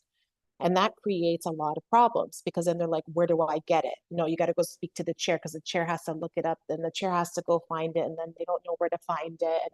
So it's just snowballs into this big thing when I'm sure that a lot of the resources, I don't think it's like top secret CIA stuff that can be put somewhere on the CSPC page where people have access to forms or how-tos or, like even I know that there is a budget template or financial template that treasurers use. It's a template. It can be put somewhere where anyone can access that and they can use it. So Jen, maybe I can just jump in because this is actually something that we're working on kind of imminently, is moving everything from the CSPC chairs SharePoint site, the button that goes in, to making it all public. So for this exact point. So it's just it needs, what's happening is Veronica's department is just going through all the documents and making the most up to date. And then once that occurs, everything's going to move to the public. So all of those forms and things. So I think that might just address some of the questions. And I know it's taking longer. We had talked about it before. We just need the manpower to go through all of those documents to make sure they're up to date and the right contact information is put on them. And then I'll just have the webmaster communications move them all directly to where, S10 is available under, those different topic headings, and it'll be accessible to really anyone. Okay, that's great. Thank you, Ryan. Okay, well, that takes care of that. If that's happening, fantastic. Also, the other issue, and we brought it up, School Cash Online. I've always been I love School Cash Online. I think it's great. The parents can go on and they can pay through that. And it's always something that, we tell CSPCs that they should use. An issue that I've been talking to a lot of parents about is obviously cash. It is still a prevalent issue, and their children bringing cash to school to pay for cookies here and something there. How do we account for that money? Because if this is happening, say once or twice a month, where their kids are bringing in, they're buying whoever's selling stuff in the schools, how do we account for that cash, and where is that cash going? Is it going into the Jen, account? are we talking about like a school? Yes, not That's doing CSPC. like a cookie. This is a school issue, administration issue, where parents are talking about this. I have a lot of parents I know that we've had these discussions, and they're saying, well, my kid's sneaking money to school to pay for stuff. But where's this money going? Where is this money? Is it in a till somewhere? Is it in a cash box? Is it, So how I much? know Veronica has her hand up. She might be able to answer that, Okay. and I can kind of jump in on what a best practice is because that's not actually a good best practice. So that might be something that schools can bring to their area SO to kind of address, but I'll let Veronica try and Yeah, answer. and I wanted to say, Veronica, you can jump in on the practice. We are never going to go to mandating that Kevin, we go totally cashless. I'm just going to make that clear because of different communities and their reality, their demographics, and we'll always need to give the option. But where there's a practice that doesn't make sense, or where we can just improve and modernize, then those are good things to Ryan's point that can come back through for, or I'm going to just flag this and then over to you, Veronica. Once we have the full school support team, like we're at 2 officers and we'll be out to 4 and a 1 to 15. We have Joe and Mr. I'm not going to call you Mr. Fiance. Joe is there. Okay. And Veronica, like we're also going to have the touch points where we're going to be able to see these practices and then provide suggestion to move towards, how can we deal with that? But to answer your question on like, how do we transact, cash that comes in, where's it go? Veronica, can you take that? Yeah, absolutely. We've been very clear with our training, all of our in-person training, like our manuals. We're very clear, and this is stuff that we look out for when we do school banking reviews. We're very clear about how cash is handled at the school. So all cash that's collected by the teachers in the classroom has to be brought down to the office by the teacher, never a student. Okay. It's counted by the secretary, by the teacher bringing it down. So Miss Smith says, I'm bringing down $20 to the secretary. The secretary then confirms the amount, and then the funds get put into the safe before they're get taken to the bank for deposit. In the meantime, so 2 people have counted to confirm that that's how much money was brought down to the office. We always instruct that the money shouldn't be left in the safe for more than a week. So that's one of the controls that we have in place. And then the money is also entered in KEV as a deposit. Now, with KEV, one of the features is also to now, instead of having a separate spreadsheet, like a list that the secretary will have for cash payments versus online payments, there's actually a nice module in KEV that allows the secretary to input all cash or checks that come to the school. And then for those kids to be on the School Cash Online reports that I'm sure you've seen through School Cash Express, or if the secretary has shared any reports with you. So those kids' names would be on those reports as well. So that's how the money gets accounted for. Another thing that we always look out for is any disbursement made by a school always has to be done via check. So no cash disbursements. Okay, so if a school knows that there's activities going on, there's sales going on, there's cash coming in, is a CSPC then, can they ask to see what the revenue was from those activities?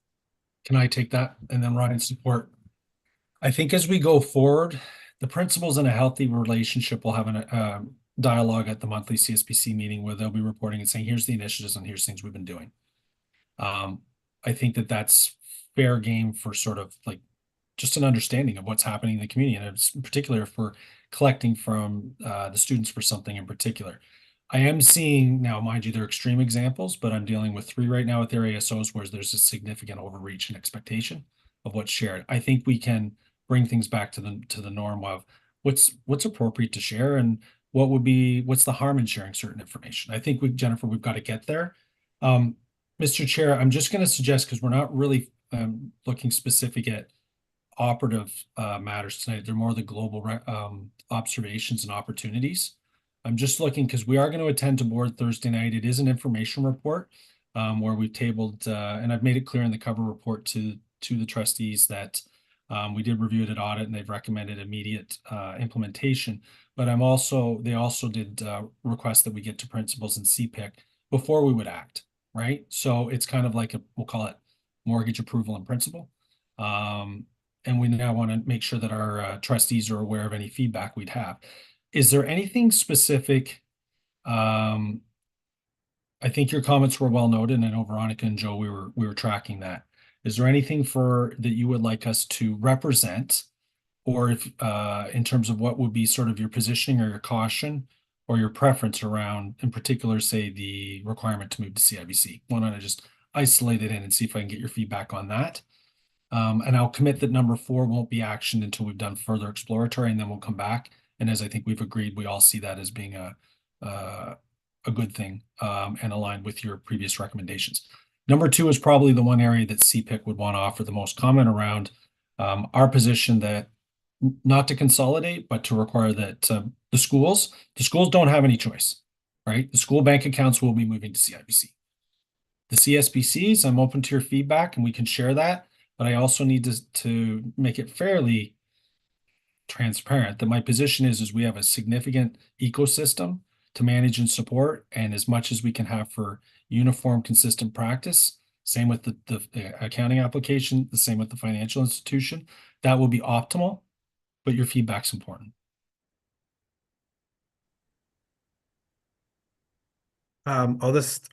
Brian, is your comment related to that or something else? Because we'll dispense with that. No, it's specific to, oh, sorry, No, sorry. Brian, Yeah. sorry. No, I had a comment regarding school cash online. Okay, we'll get to that in a second. So let's just dispense the CIBC issue. So I just want to make sure we're all under the same understanding of what the intention is based on that audit report. So I'm hearing from you, you're gonna mandate that all school accounts, so where schools have individual accounts outside of SAP, that those go to CIBC. Sorry.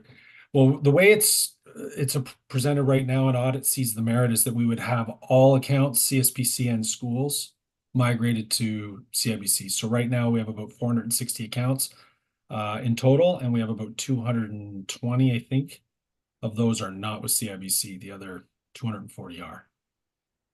So by the time we move the schools and the nutrition accounts over, I think it'll be less of a tally, but let's just say, I don't know, Veronica, if we have the split, let's just say there's certainly a decent proportion of the CSPCs that likely aren't with CIBC right now.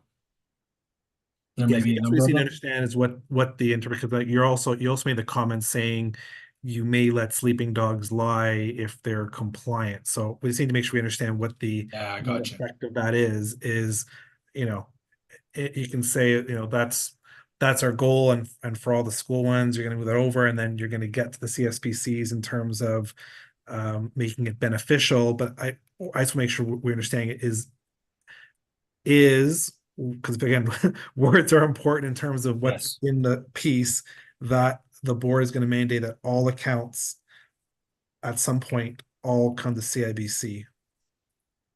John, can I ask a question here? Okay, it says that you have about just over 200 that are not with CSPC accounts, right?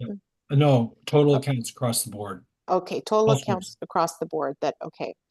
And then we go down here and we see like you're reporting that certain number are not compliant with reporting, lack of access to CSPC document, like all these things relating to the accounts, but there really isn't a breakdown of how many are doing certain things. So it's kind of like I'm tracking you.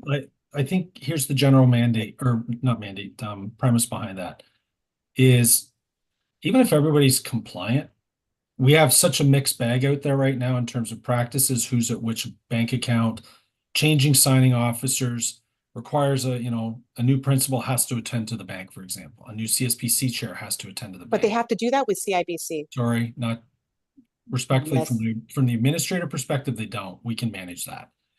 But there's more than that. In a best practice world, we'd actually only have 200 accounts, which would be consolidated and they'd all be at CIBC. But recognizing that, there's a sensitivity and a desire and a past practice to have, the ability, and S10 provides it right now, separate accounts.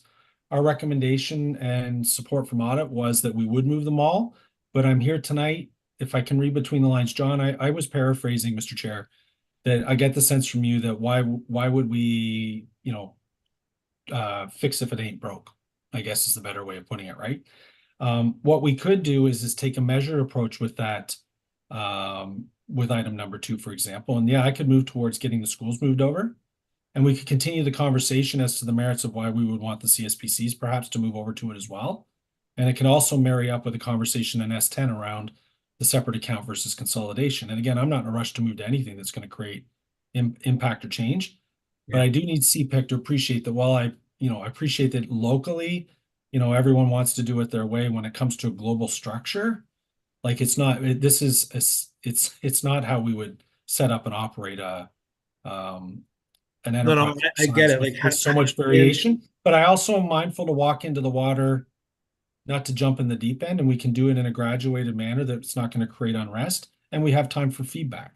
So if I can ask for or get confirmation that, are you suggesting, requesting, or recommending that we perhaps just not require the CSPCs out of the gate to go to CIBC, but have time for more conversation and communication, even consultation? Yeah, that's what I'm suggesting, just because I don't want to cause an uproar. And to be honest with you, when the board did the aspect before about saying, here's the benefits at CIBC, don't pay fees, like you got schools that made say, hey, that makes sense for me. And if you come back at a later time and say, look, CIBC offers all the things that you need because you can do remote onboarding, people will get, and I don't know like the cases are not on these things, but does the treasurer and chair get a card? Can they access online anytime? Can they do interact payments? Like if all those things can be done, and you can present that the same way we did before and said, look, here's all the things you get under B, plus the board gets its control, then a lot of them might opt and say, works for me, makes sense, less hassle, I'm for it. I may even say for my own school, sure, right? But without having that information, it could be perceived as a disadvantage or a problem, right? Even the hours thing I mentioned, because I go to make deposits on my school, I go at 7 o'clock at night on Thursday, right? I couldn't do that at the previous branch that we had, so we hauled our stuff out of Scotiabank. So I don't know what CIBC situation is, I don't have accounts there. But if those things were methodically raised and illustrated, then I think you actually would get more uptake to that. And then you may be literally dealing with the odd few that may be holdouts for whatever reason. But I think taking a broad brush stroke without that stuff being in front of people to absorb and have will make it combative. And then the consolidated accounts thing, from my personal view, that's a non-starter, but that's another day's issue. That's not on the table. That has to be, I think, if you'll appreciate to the broader committee, we have an obligation when we go to audit to present like the realities, for sure, the options and the facts. And in landing on the balance there, I mean, that has to be on the table. I only want to go to audit once, right? And it was just to basically have them approve a general framework that we would adopt. And so considering consolidation certainly is on the table if we need to strengthen the controls environment for the right reasons. I think on the suggestion then, Mr. Chair, and to my trustees that are online, I think, and for Thursday night's conversation, then when we're sharing, and I'm sure I'll be asked to review the report, just for the benefit of trustees, I will highlight that number 2 would be intentionally graduated to focus on the school accounts first. And then to your point, we may actually have some positive momentum if it's communicated, the options and the benefits. Joe, you can work locally with each community as well, not to coerce, but if there are the benefits that John has just cited, that would be a natural impetus. Okay. We can set a quota for you in terms of conversion. I'm just kidding. So Mr. Chair, a commission for every account. We will cut, we will provide that. If you'll accept it, I mean, you can table a motion if you feel it's necessary. And although it wouldn't get to the board for Thursday night, I would honor that that's the feedback. That's the intention of consultation. And that although it is operational, I'm going to be fairly clear here in separating governance and operations. So I'm not touching the policy. This is operational, and there are a number of statements throughout our different policies that, procedures as deemed appropriate by the treasurer. Now, to your point, I'm not going to be foolish and jump into a boiling pot of hot water when I don't need to and upset the apple cart when, to your point, for the most part, things are working pretty well. We have a controls environment that I think works, provided we have cooperation and we can work on the capacity building that's been a focus of discussion tonight. And I think, Joe, you need time to actually get out there and do the work. And if there's real concerns, and of course, I'm sure CPIC would understand if you hear some rumblings in certain areas that if we're dealing with outliers, then you would appreciate that. And other than that, I'm not going to try and upset the norm right now. So we will take that feedback as something I would commit to for Thursday night in clarifying for the board, Mr. Chair, that Yeah, we I think will that proceed that with the works. schools, and then we will come back and perhaps we can even, through you, Joe and Veronica, have a strategy in how we can roll this out. We could start it with encouragement, and if there was a need to actually go stronger than that, for the right reasons, then we would. But let's make sure that we do things. We'll loop back through you, and Joe, I want to give you and Veronica time to be thoughtful. If Yeah, that's we what appreciate Mr. Chair, that. we'll go with that. We appreciate that view, and I think you'll always have the support of CPIC in terms of making sure that expectations of schools are being met properly, because the other complaint we hear from other parents is when schools are not transparent, they don't know what's going on, it raises questions, it causes inconsistency. So we want to make sure that schools are doing the financials properly, because the rest of the parents expect that in terms of the money they're giving to the school. So if a school's not doing that, then we would expect the hammer to come down, because they're not meeting the expectations, never mind from the board, but just from the expectations of the parent community. And we've seen examples of that where, parents have raised, we don't know what's going on. Even with the principal's side accounts, there's been some reluctance from principals to share what exactly is going on in those things too. So we would expect to make sure that also gets reflected back to CSPCs to say, these are, school things, that activities that are happening, and here's what's going on, because we don't get that visibility all the time. Only you see what the board publishes in terms of the SAP accounts of the school block, but not necessarily what's transpiring on the other school accounts. Yeah, and I know Brian has a different line. So to bring closure, I don't disagree. I think one of the things we're also going to generate is a school profile that's going to be more helpful than that report that looks like just numbers are, thrown on a page. And I don't mean it in a bad way. There's just too much there to make, it doesn't really provide a lot of value. So we're looking to simplify things to school profiles that would have on a monthly basis, the metrics that are relevant, but also track things we talked earlier about, if a school's CSBC's fundraising for a particular item, that would be denoted and captured on the profile so that there's clear, understanding, but also if there's a change in administration, or it doesn't matter. It's just a capture of the 8 things or less that need to be provided. So if that, going forward, then we'll be tempered and come back on number 4. Number 3 and number 1 we'll act on, and number 2, it will be exactly as we've just discussed in terms of how I would present that on Thursday evening to the trustees. You have commitment that we won't proceed on 2 or 4 with impact to CSPCs until we've either completed exploratory or worked with you in terms of an approach to a positive campaign. Thank you, Mr. Chair. Okay, and I'll let Brian have the final last question of Kev, and then I think one other, and then we'll look to conclude the meeting. Oh, thank you. I just find that it's not so much parents that are having issue with School Cash Online, it's the staff at my school, where all the trips and all the events that they plan have to be paid in cash. And for whatever reason, they don't want to use School Cash Online. Is it a matter of who's responsible for inputting the information onto School Cash? Do teachers have access so they can generate reports so they can easily see who's paid and who has not paid? Because I myself, as a teacher, I find it extremely easy just to use School Cash Online to track all that information rather than having to check to see who's to keep a tally of all of that. Veronica?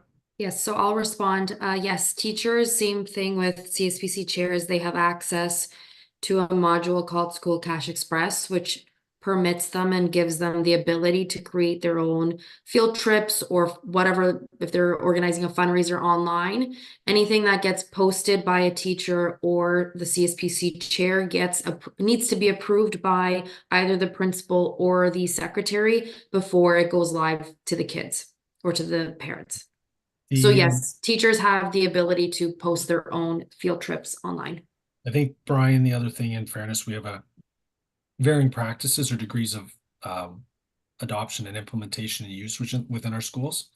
I think that's the other thing, Veronica, for your officers to keep an eye on is what's the actual collection. They may look like they're, an adopter school, but they're not using it fully. And where that can be then rolled out and more comprehensive as a solution. Let's have our officers, ultimately to the CPIC group, the goal is that the officers are having a touch with every school at least once a month by getting to 4 officers on a 1-to-50 ratio. That's manageable.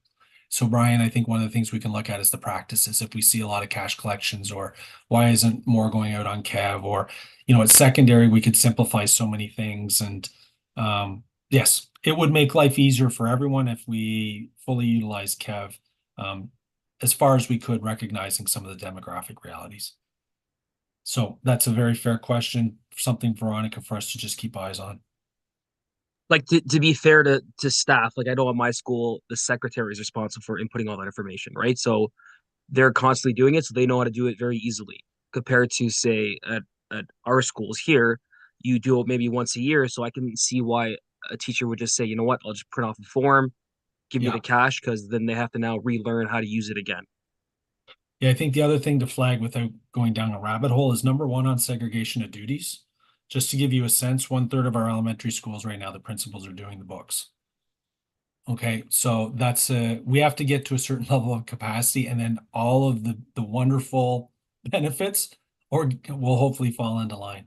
So current state, lots of movement, but we'll report back. I guess the last thing I'll leave you with, Mr. Chair, whether it's annually or semi-annually, we'll give you a pulse check back now on how things are rolling as well, if there's anything that's come up. And Veronica and Joe, if we take notice sort of the areas of interest from the group, if we have, tangible updates in those areas from time to time, quick hits. I don't think anybody expected almost 4 hours of our items tonight, but it's been for good reason. But if we can get back with quick hits here and there on items of interest, then I think it would be good for CPIC to hear that. And I'll leave that with Joe and Veronica to flag, Mr. Chair, and bring back to you, hopefully in advance of agenda setting each time. Okay, thanks. Yeah, and as we're approaching a late hour, Gabriella, is the question urgent? No? Okay. So I'm going to then seek a motion of receipt and referral to staff in terms of the commentary and quasi recommendations made. I will, John. And seconded by I'll Gabriella. second. Oh, Brian. Okay. I will pass that. I'll take there's no APSI rep here today for their item. Trustee LaPrade, I guess, are you going to bypass your update, or is there anything you want to say? We'll bypass. Okay. Thank you. I will take a motion of adjournment. I will, John. Jen, Gabriella, adjourn. Seeing no opposing, then I will call the meeting adjourned. I want to thank everyone for their participation, their input, or just listening, and for staff in terms of we've gone past the normal hours we do, but virtually makes it not as painful to have to travel home, and for the enlightful discussion. And we can always have friendly debate on items, and as long as no one takes umbrage to different viewpoints, then we always work together to achieve the goals. So we continue to move the needle forward, and we look forward to making further recommendations in terms of communications to CSPCs, parent engagement, and overall moving the controls and other expectations ahead as well. So thank you. Thanks, everybody. Thanks Thank for you. the services. Thank you, everyone. Thanks, Thank you, John. everyone. Thanks, everybody. Good night, everyone. Thank Hey, everyone. Good night, Veronica. Good night, Joe. Thanks, Nancy. Night. Hey, Thank you. you're See you welcome. tomorrow. Good night. Y'all worked Good night, hard. everybody. Good night, Good night. Nancy, Ida, everybody.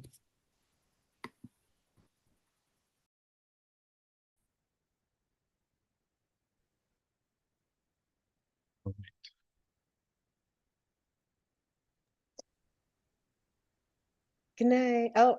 Good night.